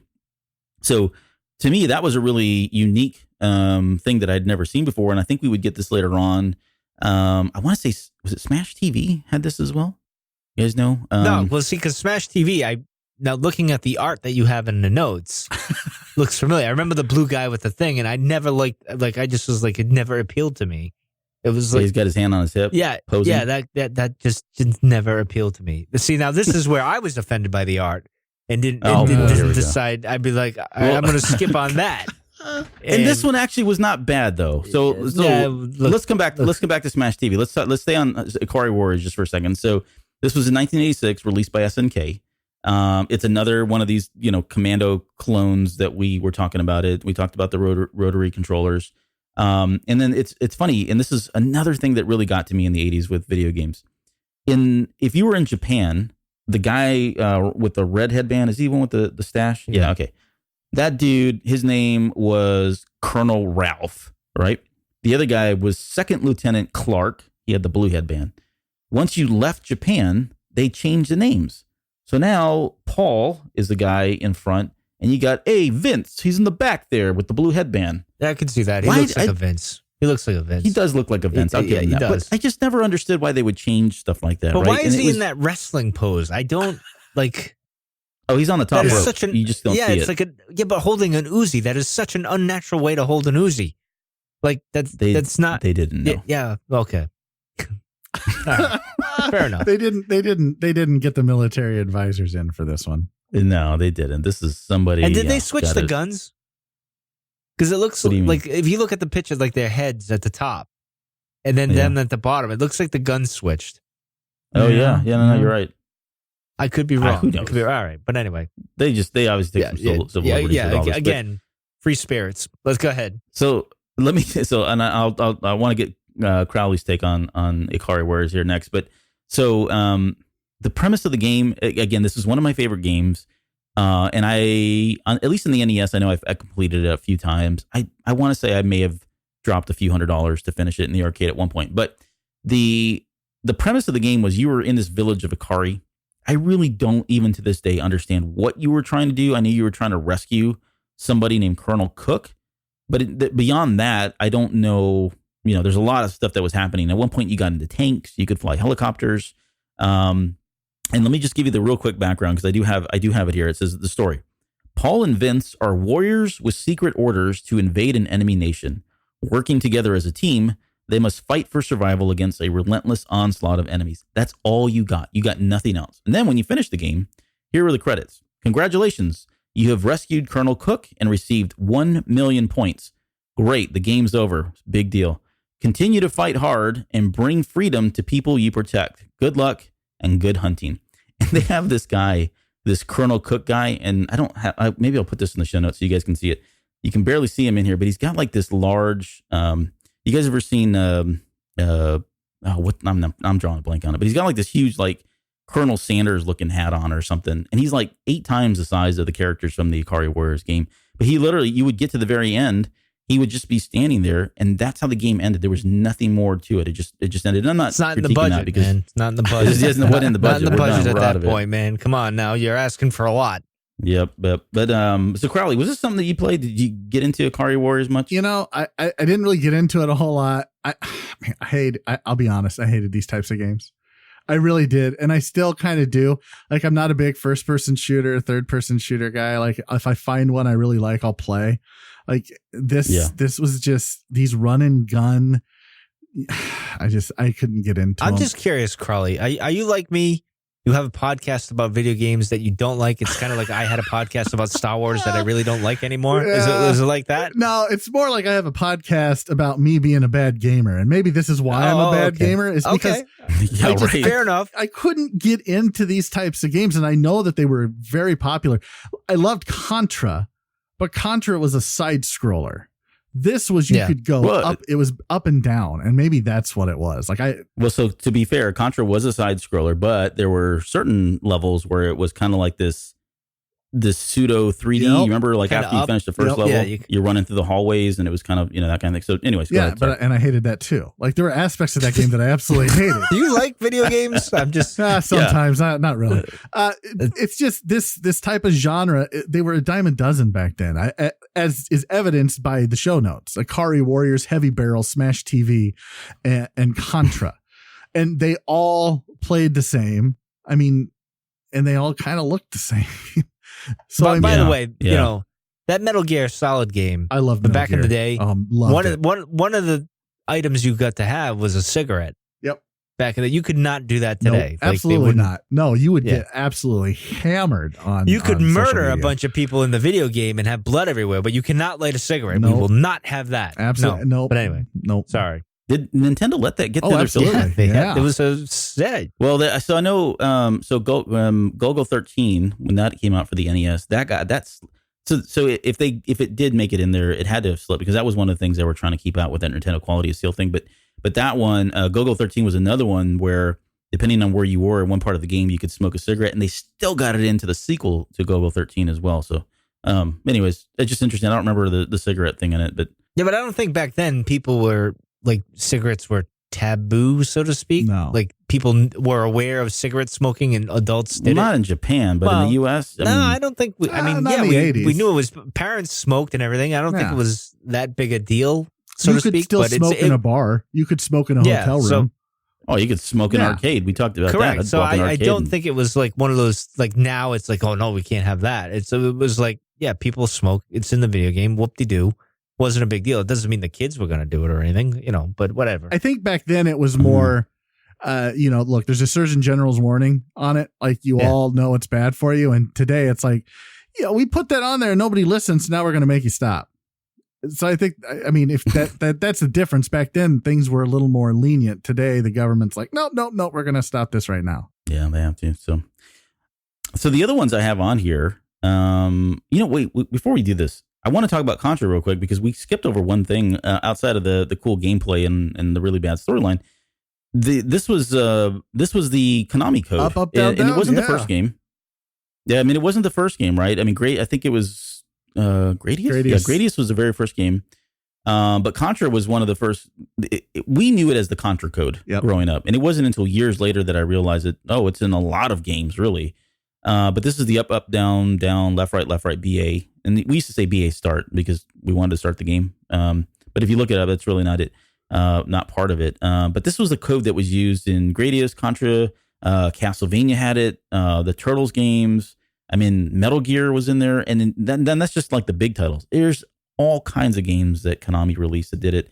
But when you put this code in on the NES, it gave you 30 lives, which was a huge deal. Because it just meant that you were able to get obviously a little bit further without having to rack up the lives yourselves. But Were you guys familiar with the code? Yeah. Use it all the time? And Konami was famous for doing this kind of stuff in games, even throughout the 90s as well, where there was a Metal Gear game where if you had a controller or you had a save game from another Konami game and you put it in the player 2 save slot on the PlayStation, during a certain sequence, the PlayStation would recognize it, and then whoever it was, I don't even remember, would give you a different voice line. He would say something different, recognizing that it was in there. So Konami's always been really good about that. And I think, again, that ties in with the Ready Player One and the Easter eggs and the different things that you're trying to find. And, video games, that's what it's all about, is the Easter eggs. Yeah.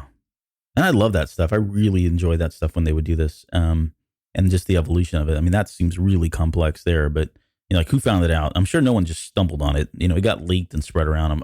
It would be my guess, but we can talk about Heavy Barrel if we want. No, we don't. It's just I don't remember Heavy Barrel. I don't remember. So Heavy Barrel was Data East, right? These are the guys that released it in '87.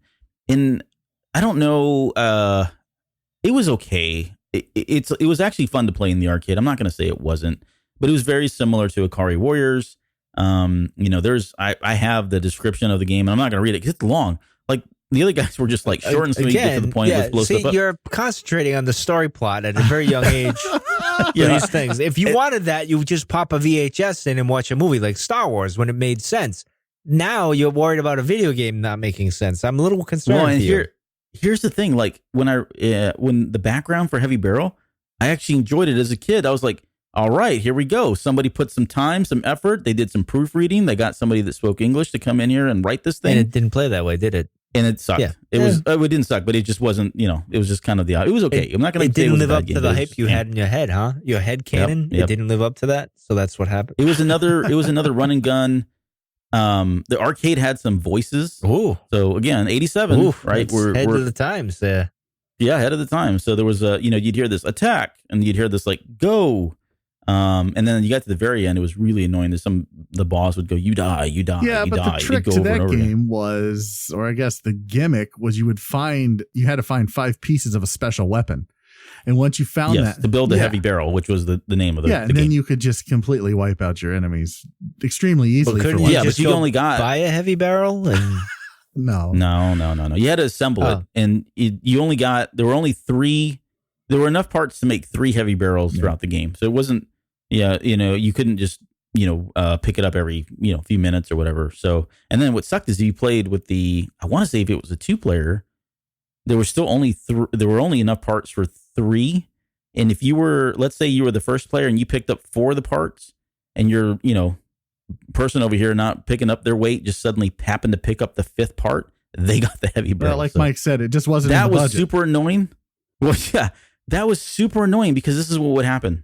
You're sitting there playing on the left-hand side of the arcade game. You got 4 parts.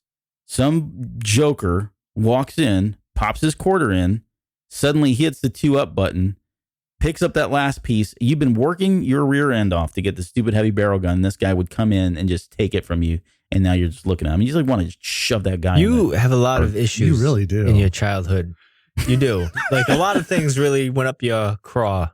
You need to talk to somebody about that. Get on somebody's couch. Yeah. Listen. I already had one co-host who was had issues. I don't need another one. But let's move on, sir. This is helping me. This is our personal. It's cathartic. I understand. Yeah. I'm glad. Absolutely.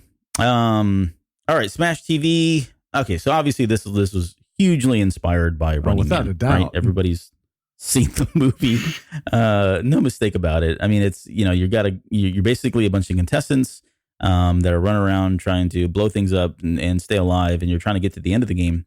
It was released in 1987 by Williams, and it was developed by Eugene Jarvis, and we've spoken about him on the show before. He was the creator of Robotron 2084. If you've played Smash TV, it's an awesome game. If you've played Smash TV, you very much feel like this is just an extension of that. And then the other person that was involved with this was Mark Trammell. And again, if you've listened to the show, you'll recognize his name because he was the guy that created my favorite Atari 2600 game. I mentioned Fast Eddie way back in the first or second episode of the show. Well, not that way back. It's only been 2 months. But anyways, this was one of the games that he went on to do. And then the third programmer that was involved in this game was a gentleman by the name of John Tobias. name should ring a bell because John Tobias and Ed Boon would go on to create Mortal Kombat. So it had some pretty good people that were behind it, and it actually is a really fun game. I enjoyed this a lot, and one of the very interesting things that was noticeable about it, the game when it came out, there was a mention of something called the Pleasure Dome bonus stage, right? So if you got to the very end of the game, you would get to go to the Pleasure Dome bonus stage. The developers didn't think people would reach the end of the game, so the stage was never even included. And so you had a bunch of people that were pumping quarters into it because it was a pretty good game. They'd get to the very end and they would just stop. They couldn't play any further. So they actually had to get people out there. They had to do the code update, get the level programmed, and then someone would come out. They actually had to manually go into these cabinets to provide the update so that last level could be there. So a bit of trivia there. But Mike, was this something that you had ever played? And I know you were offended, I think, by the artwork that I've got here in the show notes. My question actually is, did they remake Running Man yet? No. Or are they going to? Yeah, they did with Colin. Wasn't it Colin somebody? The dude that was maybe that. I was just curious because they've remade just about everything. I didn't know if they did it yet, or they're coming to it, or they thought about doing it. I don't know. But anyway, back to this disaster of a game. No, I didn't really get into this game. Okay, well, the artwork was so offensive to me, I decided not to. Oh boy, man, we went a long way for that. Nope, didn't play it. Yeah, I didn't. That is true, Crowley. We did go the long road. See, here's the thing. Like growing up, these types of games you could really get your hands on only in an arcade until you got a home console, right? So I wasn't really allowed to go to the arcade. It was in the mall. We didn't live close to the mall. That was the only arcade in town. It was Aladdin's Castle. Mm-hmm. Yeah. And so you couldn't, like, when we would go to the mall, when my mom wanted to go shopping, because my dad didn't go shopping, I'd be like, can I go to the mall with you? And she'd be like, yeah, fine. We'd go. I'd be like, you got any quarters? She'd give me a handful of quarters, and I'd be like, I'll be in Aladdin's Castle. Come get me when you're done. Yep. And so, and even if you ran out of quarters, you'd still kind of just wander around aimlessly looking for quarters on the floor, breathing in that or checking the slots. Smoke. It was good time. It was, yeah. Oh yeah, it's fine. Yeah, and that's true. This one, I mean, it did make it out to the home consoles, and the ports were okay. Some of them were. I think the one on the some of the ports were okay. Some of the ports were trash. Yeah, I mean the 8-bit ones weren't good. The 16-bit were better, obviously for Sounds like I didn't miss much then. Good. I was gonna. I'm not gonna be on again. I can. You won't be. This is your last show. Pretty much. Good. I'm out of the Ewok show. Yes, my plan worked. No, wait. No, after the Ewok show, you're out. The last one was Golden Axe. So this is 1989. This is a hack and slash. It's very similar to. I guess it was inspired at least by some of the beat 'em ups at the time. I call this the He-Man / Beastmaster genre.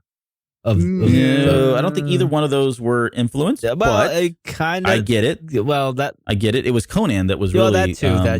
You can go with those. Yeah, Makoto Ichika was the guy, the developer, and he was inspired by. So he created Altered Beast. Look at that, which is a great game. Viking dude there, man. That dude is pretty buff. Like he's bigger. Like he seems more buff than the guy that's like the hero there.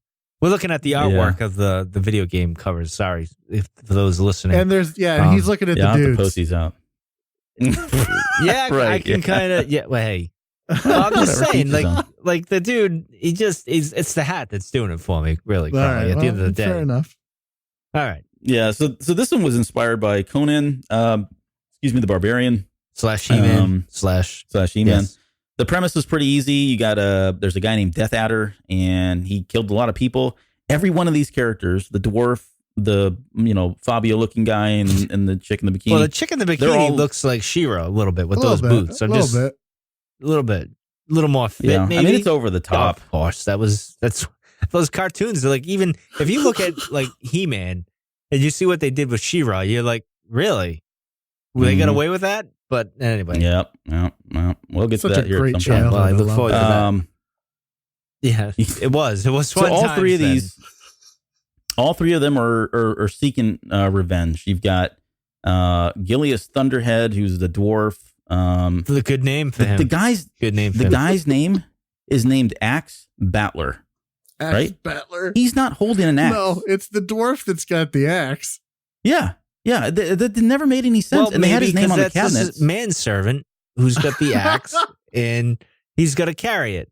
Now, he used a two-handed broadsword, and yet his name was Axe Battler. I never understood that. Again, there's something else I was really mad about. But let's just be honest. If you're not playing with Tyrus, then what are you doing? Yeah. And Tyrus was the woman. She was an Amazon. She used a long sword, and she was like, her parents were killed by Death Adder, and she was seeking revenge there. And then all three of them had spells. So the dwarf had like lightning spells, Axe Battler, who didn't use an axe, had earth spells. My name says it all. I don't need to carry it. All right. Right. And then Tyrus used fire spells. Axes are heavy, right. Just like my name and these biceps. I feel like Mike's going to make a home movie where he's going to be Axe Battler. I don't want to see that. I'm going to put it on Betamax. Do it. But anyway. Oh, whoa. This show really went sideways several times, and the sexual innuendos that are going on is disgusting. It's super heavy. I'm never having you guys back on again. Yeah, it's just bad for everybody, including us. Right. But go ahead, continue with Golden Axe or whatever. Sounds like a porn name, to be honest. No, here we go. So Golden Axe. The Chinese lettering isn't helping here. It's making it. It's selling like. Never mind. But go ahead. I think it's Japanese. Well, but yeah, all right. Whatever. Okay. Yes, you're right. So this game actually came out in the arcades. They did a port to the Genesis, which was hugely popular. It was one of the big game sellers for a number of years, and some of the sequels that spun out were made directly for the Genesis console. It actually made it onto the Master System, and I had a Master System and never got around to playing this, so I couldn't. I honestly can't speak to the quality or how bad or how good. I don't know. The port was, but it was pretty limited in its architecture, so I don't know that would have judging came out really by well. the art cover. It looks pretty epic, but knowing that, it's probably a horrible game. And we talked about that too. On one was it last 2 shows ago? Yeah. You look at the artwork, and that sometimes that's really all you had that sucked you in and gave you the initiative to fork over $60 to put buy a game. That dragon looks really angry though. But you can ride a dragon. Someone stepped on his toe there, and he's not very happy about it. Yeah, that's a good point. Crowley mentioned it. You don't see it in this one. I think in the Japanese artwork for the game, which this is the American one, I think, believe it or not. But in the Japanese, no, this is the Japanese one. But there's another version of this where it shows the dragon and it shows like the saddle. But that was one of the cool features is that, aside from being able to walk around doing a side scrolling, beat 'em up 2D kind of thing, you could jump onto these dragons and, lay waste to them. Game of Thrones style. So. Yeah, I never played the port, but I did play this at the arcade. And it wasn't really the arcade. We had to go, when my grandmother died, we had to go to the funeral and all the arrangements and stuff. So we spent a lot of time in a hotel in Kentucky. It was a very specific hotel that we went to every time. And they had an arcade room, and their arcade room consisted of this game and a billiards table. And so to get rid of my brother and I, my parents would just literally give us rolls of quarters and be like, just go play the game. Yeah. Go away. So I played the crap out of this game for 2 or 3 weeks, and I loved it. But that was also, I didn't have anything else to do. So yeah. And this was Sega doing what they do best, is cranking out games. I mean, that's what they were known for. Maybe not hardware so much at times, but this is what they did. They had a lot of good people that did some great programming and all of that. You could go backwards and like in the foreground and in the background. I remember like that was like one of the first games that I remember that you could do that, where it was still a side scroller, but there was depth to it, if that makes sense. So it was very, for me anyway, it blew my mind. It was like, wow, what are they going to come up with next? What is this 3D stuff I'm looking at here? Cool. So that was it. I mean, those were the games that were at least mentioned, and not to take this out of context, but really what he was trying to say in the novel was that they would get together in the basement, sit down, play these games together, which, is a very different experience, depending on, what game it is. If you've got a 2-player co-op, really kind of either strengthens your friendship bonds or completely tears them down. But that's what they did. They would sit there and play these 2-player games and kind of just bond in that way. Going back to the novel, because we're kind of coming down to the very last part of this here.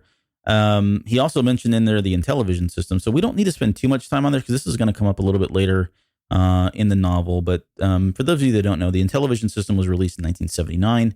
It actually ran from 1979 to 1990, which was surprising for me because I don't remember that being out for that long. I don't remember this at all. Why? You mentioned that before coming on the show. That you don't even remember. I don't know why, but because it looks familiar, and I don't even the name sounds familiar, but I don't remember this at all. Nobody I knew of had this really at all. Yeah. So and it came out right around the same time as the 2600 launch. Sorry, Crowley. Yeah, no, I was just surprised that Mike didn't know anybody who had it. Not that it was extremely popular, but I mean, I knew at least 2 people that had it. I would have figured Mike had more friends than Mike, but apparently not. Well, I was blowing things up, so I probably didn't have many friends. Oh, here we go. Yeah. Yep. Between 1980 and 1983, they sold 3 million units, which is not an insignificant number. They weren't in my neighborhood, though. I can tell you that. Right. This is all overseas. No, they sold quite a bit of them. So one of the things, I don't know if I've ever shared this with either of you or even on the show. A number of years I worked at a used video game store. And video games is really just something that I'm a kind of a closet freak about. I know a lot about them. You seem to be a freak about a lot of things. Yeah. But this was working at that video game store in San Antonio. We had like 4 locations, and some of the guys that I know that like I talked about on the show already. This is where we kind of met. We met there at this place. So I had the privilege of seeing a lot of these things come in. People that were trading them in. And the Intellivision was one that we would see probably more often than not. And so that 3 million figure, when I saw it, was a little shocking at first. But yeah, now that I think about it, we did get quite a few people that would bring those in and to trade them in. And we didn't give a whole lot of money back then. I mean, it's like $10 or $20 for these things. And now you go look online and they go for a pretty penny, especially the working ones do. So, but they were definitely out there. And Intellivision really... it was an acronym, I guess, shortened version of Intelligent Television is where they got the name from. It was released by Mattel. It had a lot of firsts. Like this was the first 16-bit game console, which you think about it was pretty shocking given this was released in 79. It had a 16-bit microprocessor. This was stuff that wouldn't come out until, much later on, well beyond like the NES and the 8-bit systems. It was the first console to, use tile-based playfields, tile-based games, right? So that whole concept of like, mostly in strategic games, where we would have those things, you could move the tiles around. That was one of the very first ones. They had the overlays on the controllers that were neat. They had the first directional thumb pad. So at this time, everybody's using a joystick on a Atari 2600 with one button. They had a directional thumb pad, much like we know today. With a whole bunch of other buttons on there. They had some cool accessories. They had like a music synthesizer. There was a voice modulator thing you could pop in there. And if the game was programmed, they would, speak and say certain things that were, okay, they were probably inaudible at times, but, they were talking. So it was kind of almost ahead of its time. It was unfortunate that it didn't do it didn't do bad and they were, marginally successful. They just were, fighting against Atari, which was the gorilla. And then they unfortunately fell victim to, the game crash of North America just around 1983, just before the onset of the NES. So enough about that. But did you guys, so Mike, I know you didn't, Crowley, did you ever get your hands on this? Did you play any games with your Intellivision? I didn't actually have one. No, my dad, like I had mentioned earlier, was extremely cheap. So when we wanted a Nintendo, he went and bought us. I feel like he holds that against him for some reason. Yeah, we're all just here to share and get it all out, guys. Can I just go off on a rabbit hole here real quick? This was my dad in a nutshell. He thought it would be funny one day, instead of ordering the pizza that everybody wanted, he ordered pizza with corn on it, which then he had to buy a second pizza because nobody wanted to eat the pizza with corn on it. So he did the same thing. Was it cheaper with the corn? I don't see. That's just it. You can't get inside my dad's head. I've tried. Mind games, right. Man. Mind games. We wanted a Nintendo. My mom told him to go buy us the Nintendo. He went and bought an Atari XE. Have you ever heard of an Atari XE? Oh, no. Yeah. Oh, yeah. You're the only one. And yeah, exactly. And you had like 5 titles. There were 32 titles released for that game. Right. That's probably right. Yeah. It was awful. Yeah. So we were stuck. So I get why you're angry with him. So I was stuck with that for a while. But our next door neighbor. I get that. Yeah, thank you. Our next door neighbor had a television. So we got to go over there every once in a while. We would play Burger Time, and horse racing was one that we played. And I loved it, and I couldn't tell you why. Because it was the most boring thing. Basically, you just bet money on a horse. Well, there you go. Yeah. I can see why you would like it. Right. So, but I remember the controllers were so funky compared to just a joystick and a button. Because you had, it was just very different. So that kind of stuck with me. And that was just kind of my experience with it. But, there were, like I said, my next door neighbor, she was the only one that had it. And sometimes we'd play video games and sometimes we wouldn't. Mm-hmm. All right. Well, again, this show went to a place it shouldn't have gone. Yeah. Oh boy. So yeah, the television was a great system. There were some good games on there. He makes mention of one of the games here we'll talk about in a second, which is Tron Deadly Discs, which definitely made it out for that system. But yeah, it probably didn't have its fair share. Probably doesn't get there's also the ColecoVision that came out around that same time. And to be honest, I don't remember if it ever comes up. We may have to just do a special show or something, or find a way to work in the ColecoVision, because that was another one that had some cool titles and everything. But these guys just really kind of played in the shadow of the 2600 at the time, to be honest. If we're all being completely fair and honest, that's just the reality of it. And then again, once everything died off, everyone forgot about it once Nintendo came along. So there's one more reference here before we get to our final topic. And he says, I didn't know anything about H, who H was in the real world, but I got the sense his home life wasn't that great. Like me, he seemed to spend every walking moment logged into the Oasis. And then he goes on to mention that H had spent some time over on Gygax. He mentions that very briefly, and it's really a reference to Gary Gygax, who lived from 1938 to 2008. He was the founder of Dungeons and Dragons. Really, that was his thing. Probably one of the more influential, and arguably maybe the most influential game designer. If you think about it, just for what he was able to put together and everything that we know about a lot of role playing games and fantasy games and adventure games and stuff, and even the lore and literature and all that really kind of just started with him. So he gets credit for that. I think most recently he's now a meme.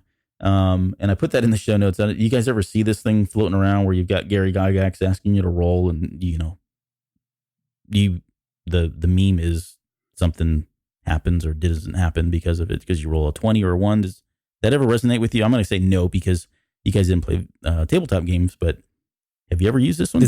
That's a big no. The only meme that I do enjoy and love is the guy with the two girls that are really the same girl, and he's looking at the girl. That's the only meme I like. But anyway, that is priceless, that one. Because I haven't seen you use that at all this week. I have seen this meme. It does resonate with me. Just because I didn't play tabletop games doesn't mean that I'm not familiar with them enough to understand the importance of Mr. Gygax and what he's given to role-playing games in general, just not tabletop games. So, I think, it's great that he's mentioned in the book. And I think that he's finally starting to, at least in the last decade, kind of get the recognition that he didn't get while he was still with us. Yeah. And he's got I've got a special thing I'll do later in one of the episodes where we'll get into his background. And so 7 years from now. 7 years. 7 years from now, we'll talk about how he fell out of TSR and the company and all that. But that sounds fascinating. So moving on, it's going to be a riveting show. I'm sure. And then the last thing is, and we're stopping this episode kind of midway through that chapter. It's actually not even midway. It's probably a quarter of the way through. It's only like 10 pages long total, this chapter, maybe 10, 12. So it's pretty short, but we just crammed with so much content that we had to kind of cut it off. And really, I'm cutting it off at Tron Deadly Disc, which is another game he mentions that him and H play. And we can talk about that game, but I really wanted to kind of ask the guys if they could just get caught up again on the movie Tron, and we would talk about that. But before we do into that, I'd rather watch Star Trek. To cover the game, had you guys ever played Tron Deadly Disc? No. Yes. Good. I don't know why Albert has me come on, because I bring nothing to the table. I don't know anymore. I don't bring anything to the table. So Tron Deadly Disc was a game that was released on the Intellivision. Obviously, and it did make it out onto the Atari 2600 on the M Network label for Atari games, which I played on the 2600. I did not play it on the Intellivision. And I think I had made mention that at one point after the video game crash, you could buy all these video games in these bins for like $1, $2. And this is one of the games that was sitting there, and lots of them were sitting there. For a reason. For the 2600. Yeah, for a reason. And this game was really supposed to be based on the movie. It was pretty simple. You'd run around. You had a disc. These enemies would come out of the doors. You'd throw your disc. It would bounce off the wall. You'd catch it. You were trying to shoot them as they came out. Very simple. But Crowley, you said you played it. Was it on the 2600 and television? I think it was both. Oh, wow. Okay. I think it was both. And it didn't matter. It sucked on both systems. I just remember... a bad gamer, right? So I wasn't good at it, and I would get frustrated with it. And the mechanics were, like you said, it was very simple, but it was very frustrating. Like you couldn't always throw the disc where you wanted to throw the disc. I remember almost breaking my neighbor's controller at one point because I was getting so frustrated, and she was like, "Yeah, it's time to put in a different game." Yeah, and this goes back to the limited. Some of this probably is just like with the Atari 2600 and having no controller, you kind of had to go in the direction you wanted to shoot. It wasn't like you had the rotary controllers, or even with the Intellivision, since you had the dial, it may have probably, and I didn't play it, so I can't speak to it, but you would think it would maybe be a little bit easier on that than using a joystick. I guess, but when you're used to the joystick, that Intellivision controller is just like wielding a brick. Yeah, it's cumbersome. But let's talk about Tron, and we'll end it on this topic here. So Tron was a movie, obviously, came out in 1982, released by Disney and Buena Vista Pictures back then, directed by Steven Lisberger. It starred Jeff Bridges as Kevin Flynn in the real world, and then he played a character named Clue in the movie. We had Bruce Boxleitner, who was Alan Bradley in the real world, and then he played Tron, the main character, once he was in the grid, and we'll talk about what that means in a second. You had David Warner as Ed Dillinger, who was kind of like the bad guy. He was the senior VP at NCOM, and in the game, or in the grid, he was MCP, or Master Control Programmer.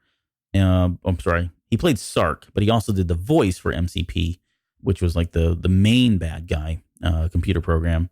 You had Cindy Morgan as Dr. Laura Baines. She played Laura Yori inside the program. So the movie, let me just get really quickly. Was this a movie that you enjoyed as a kid? And do you enjoy it, or do you not enjoy it as an adult? And Crowley, if you don't mind, what's your take on this? So the first time I saw this movie was at a double feature to drive in with my parents. The first movie we watched was none other than Star Trek II, The Wrath of Khan, followed by Tron. We got a quarter of the way through Tron, and everybody went, "Yeah, let's just go home. This is boring." And so we all went home because it was boring. So because the homework assignment for this episode, one of them was to watch the movie, I rented the movie for $3. Thank you, Crowley. Welcome, Thank you very much. We'll get to Mike in a second. It was the worst $3 I've ever spent. It was an hour and a half of my life I will never get back. I know one thing. I'm $3 richer, and I didn't waste any time. That's the much I know. Right. For a microsecond, I was riveted and sucked into the movie because there are some religious themes and undertones to the movie, as far as the users are the gods to the people in the grid, to the computer systems in the grid. But then I realized this movie doesn't stand up. Like at the time, the visual effects were great, and now it just looks like somebody took a crayon and wrote on the film, and it just looks silly and a little bit ridiculous. Number one. Number two, the premise of the film doesn't hold up with everything that we know about computers and the evolution of AI and how far we've come. So the fact that Disney even did a Tron Legacy is laughable. Not to mention the premise of the original movie is now just silly. Absolutely. That's the nicest way I could put it. It's silly. And I really wish I had my $3 back. And Mike, let's turn it over to Mike. Mike, let's start with, did you watch the movie? Nope, I have not. And I can't remember the last time. Actually, the last time I saw it was when Tron Legacy came out. It was on TV. They decided to show that piece of crap. And I watched it and I remembered, yep, I didn't like it then. I don't like it now. Yeah. Yep, pretty much. Oh, man. Yeah. And I was like, this is shades of the Last Starfighter all over again for me here. You know what? I'll just go watch Star Wars. Yeah, but when it was good. But Jonesy likes this movie. Jonesy isn't always right about things. I like this movie. Yeah, you are certainly not right about a lot of things, Albert. Well, of course I do. Yeah, that's true. Let me ask you this: which one's like better? Boingo Boingo? Right? Yeah, and Duran Duran. Which one's better, Albert? Tron or The Last Starfighter? Oh, Tron or The Last Starfighter? I would go with Tron. Oh, what? You haven't even seen it in how many years? I would go with Tron. You're not even qualified to answer that question. I'm qualified. I am an expert, sir. I am a. Yes, I am. No, Starfighter for sure. No, but certainly not. So, and now that you mentioned Last Starfighter, I think we mentioned this when we covered that movie. It was the same animation company, the graphics animation company that did both of these movies. And so if you watch them, you can see them they're very similar. Both crap. So, yeah, well, no. Well, so this movie is not great. I get the first 30 minutes is really boring and for me. And I say that you can go fast forward to like the 31, 32 minute mark. And from there, if you just watch it from there, you probably don't even know really what the heck's going. You don't need to know what happened before then. But if you watch it from then, it's doesn't matter too bad. And you made a good point though earlier. There's one thing that does not hold up well for me. They use like this ultraviolet light filming thing, right, to kind of get those colors to pop the way they did. And then they overlaid that on top of the computer graphics. And what they were trying to do is really give you this version of a movie that was supposed to be all video game without having to go to the painstaking piece, or, well, they didn't even have the technology to do it at the time, but to use like, computer graphic people, right? And so that was their way to kind of merge the two together. So they had the computer background, generated rendered backgrounds, that sort of thing, and then they did this ultraviolet light kind of thing to kind of blend them together. And it's a little jarring. It doesn't really hold up well. In fact, I have this movie because we actually really do like the sequel a lot, and my kids listen to the show, by the way. So they know how much we all. This is like the legacy. The sequel one is just one that we really watch quite a bit, and the cartoon series. I feel bad for them. Sorry, kids. You're being brainwashed, kids. Stop listening to them. It's a horrible thing. But when you watch this one, so we have this movie on digital. Why? 4K. Why would you go that far? Because we like the movie. But why? But you can see it get smeary. I don't know how to explain it, but there's moments where crappy. That's why it gets smeary. Look, Albert, there's a point in the movie today where I looked up to actually try to pay attention because I was more engrossed with whatever was going on my phone at the time. And I looked and I was like, holy crap, it's just a cartoon. And then it panned out and it's like, that was a cartoon and now it's not. They just drew a cartoon for one of the scenes. Yeah, no, that's fair. Yeah, and there are moments like that. But you gotta, if nothing else, the whole movie's a cartoon. Maybe we can appreciate the fact that this was the first or second movie to ever do computer graphics. Look, I mean, there had to be a first. I'll give it that. There had to be a guinea pig, and I'm glad it was this travesty of a movie for and not something. Mike, even you have to say, for the time, it was visually stunning. No, I think the Witch and Beastmaster. I mean, not Beastmaster. Conan. was stunning. Visually stunning. Yes, it was visually stunning. Yeah. So here's something else too. One of the other things that I had in my notes that I really enjoyed was the eyewear. What? Out of all the things, I'm concentrating on the Witch. If you watch the first 30 minutes of the movie, look at the glasses that everybody's wearing, and then at the very end, they're wearing sunglasses. I don't know what it is. I'm never watching this movie. The eyewear is amazing. I'm never watching it again. I'll never see the eyewear. I'm looking at the photos of Tron here, the original one. They look like glowing condoms, really. They walking, glowing condoms.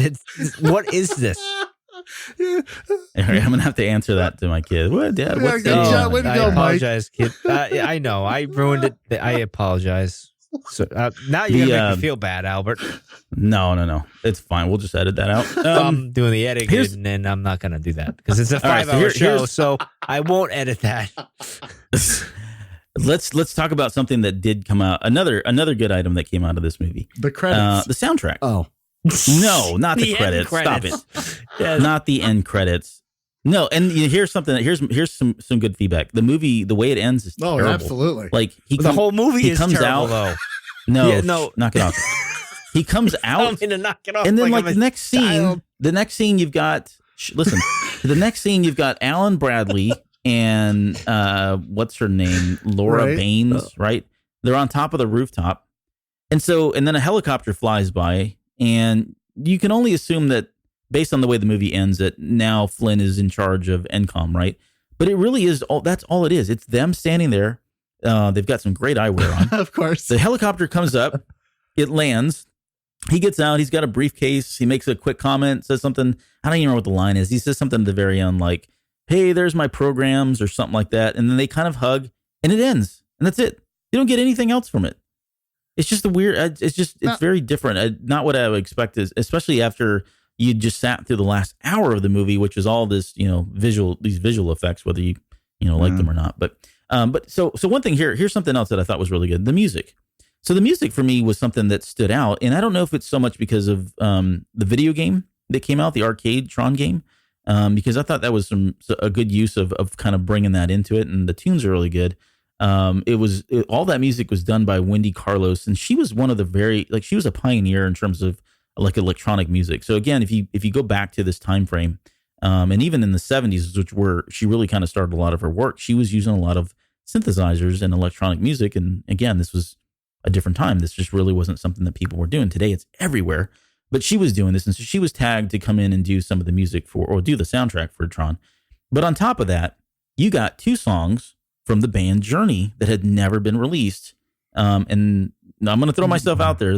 Steve Perry, Journey, I listened to them all day long. But you had 2 particular songs in there. One was called Only Solutions, and then the other one was called 1990s Theme. And they actually did it. And so if you watch the movie again, during the arcade scene where they go meet up with Flynn, you can hear the music playing in the background, but that song that's playing is the Only Solutions song by the band Journey. So any comments on the soundtrack? Can we give credit to the soundtrack at least for I'm going to send you a mixtape of really good music to listen to. Oh boy, I don't need that. I've got a lot of good music. Yeah, I disagree. No, I'm not. I have nothing good to say, so I will be quiet. And I will not be on this show ever again because of my attitude. Yeah. Kind of like the Cantina Cast. I'll get fired. Yeah. Just working your way right out of one podcast after another. Yes, I'm a horrible person. And then speaking of soundtracks, and so we won't talk about Tron Legacy. So Uprising was the cartoon, which is actually pretty neat. It came out on Disney XD. In fact, my kids and I just watched all of that maybe about a month ago, 2 months ago. There's not many episodes in it. I think it only ran one season, but we ran through that pretty quick. But going back to Tron Legacy, that soundtrack was done by Daft Punk. And I don't know if either of you are fans. Mike, I know you're a fan. You said you were of Daft Punk, right? Yes. Great. Look, let's land here. If you get a chance, go listen to the soundtrack for Tron Legacy because it was all done by them. And that is one of those soundtracks that I can really just put in and listen to. Now listen, like on repeat. I'm gonna put this in my Apple Music thing this week coming up at work, and if it stinks, you're in trouble. That's all I'm gonna say. I'm just gonna. Do you think me picking on you for all these other things is bad? It's just gonna get really bad. It's just this constant. It's gonna be bad if it's bad, and it will be bad. So be prepared. All right. Well, I think we probably should end it here. I wanted to talk about Tron, the arcade game, and I think I have an idea as far as when we'll do that because that was one of my favorites. Playing, that had some great stuff in it. Visually, that arcade game is awesome. So I said we want to talk about it, and here I'm doing it. But that's probably where we're going to end this. So before we go, Mike, any last thoughts on any of the stuff that you didn't listen or watch or prepare for tonight? Yeah. Tron's awful. Yeah, that's all I got. And Duran Duran's Wild Boys is horrible too. Wild Boys. Yeah, that's a great horrible. song. Oingo Boingo's slightly better. Wow. Hey, you should take that. That's a win. And Crowley, what about you? Well, again, thanks for being on here. Hopefully you'll come back, but probably not now. Probably not now. Don't blame you. This has been great. Thanks for having me on. It's been awesome. I come back anytime you want to talk about whatever. This is, this whole book, this whole novel is just a walk down memory lane, and it was a great story and a great read. And like I said, I couldn't put it down, which is part of the reason why I read it so fast. So there's a lot of things that we talked about tonight that I really did enjoy. I enjoyed Contra. I enjoyed making fun of your music selection. I enjoyed the Star Trek discussion, the Vulcans, the land parties. I didn't enjoy that either. I know you didn't.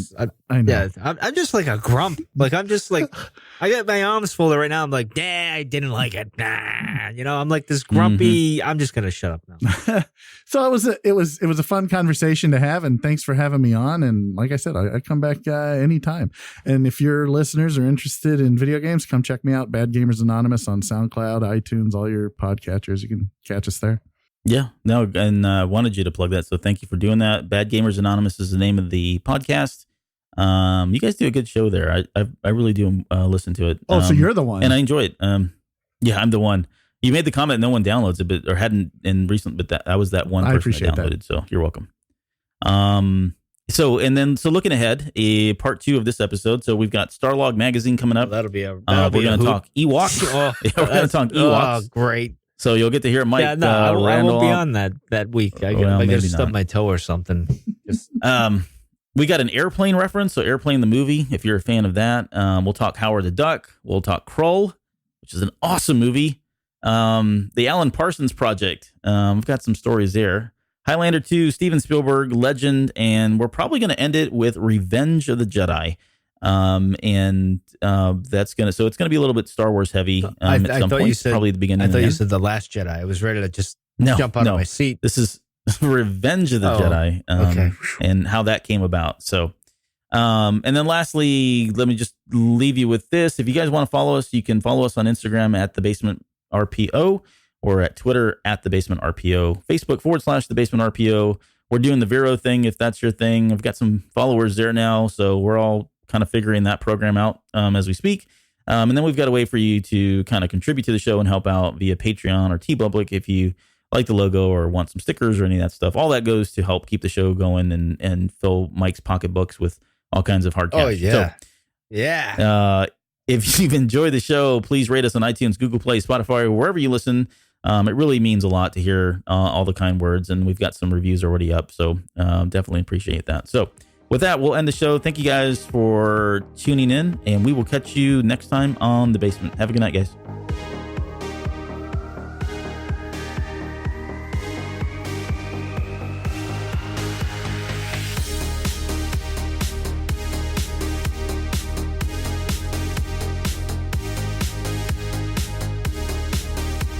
The views and opinions of The Basement hosts are of our own and are not in any way affiliated with Random House or Ernie Cline.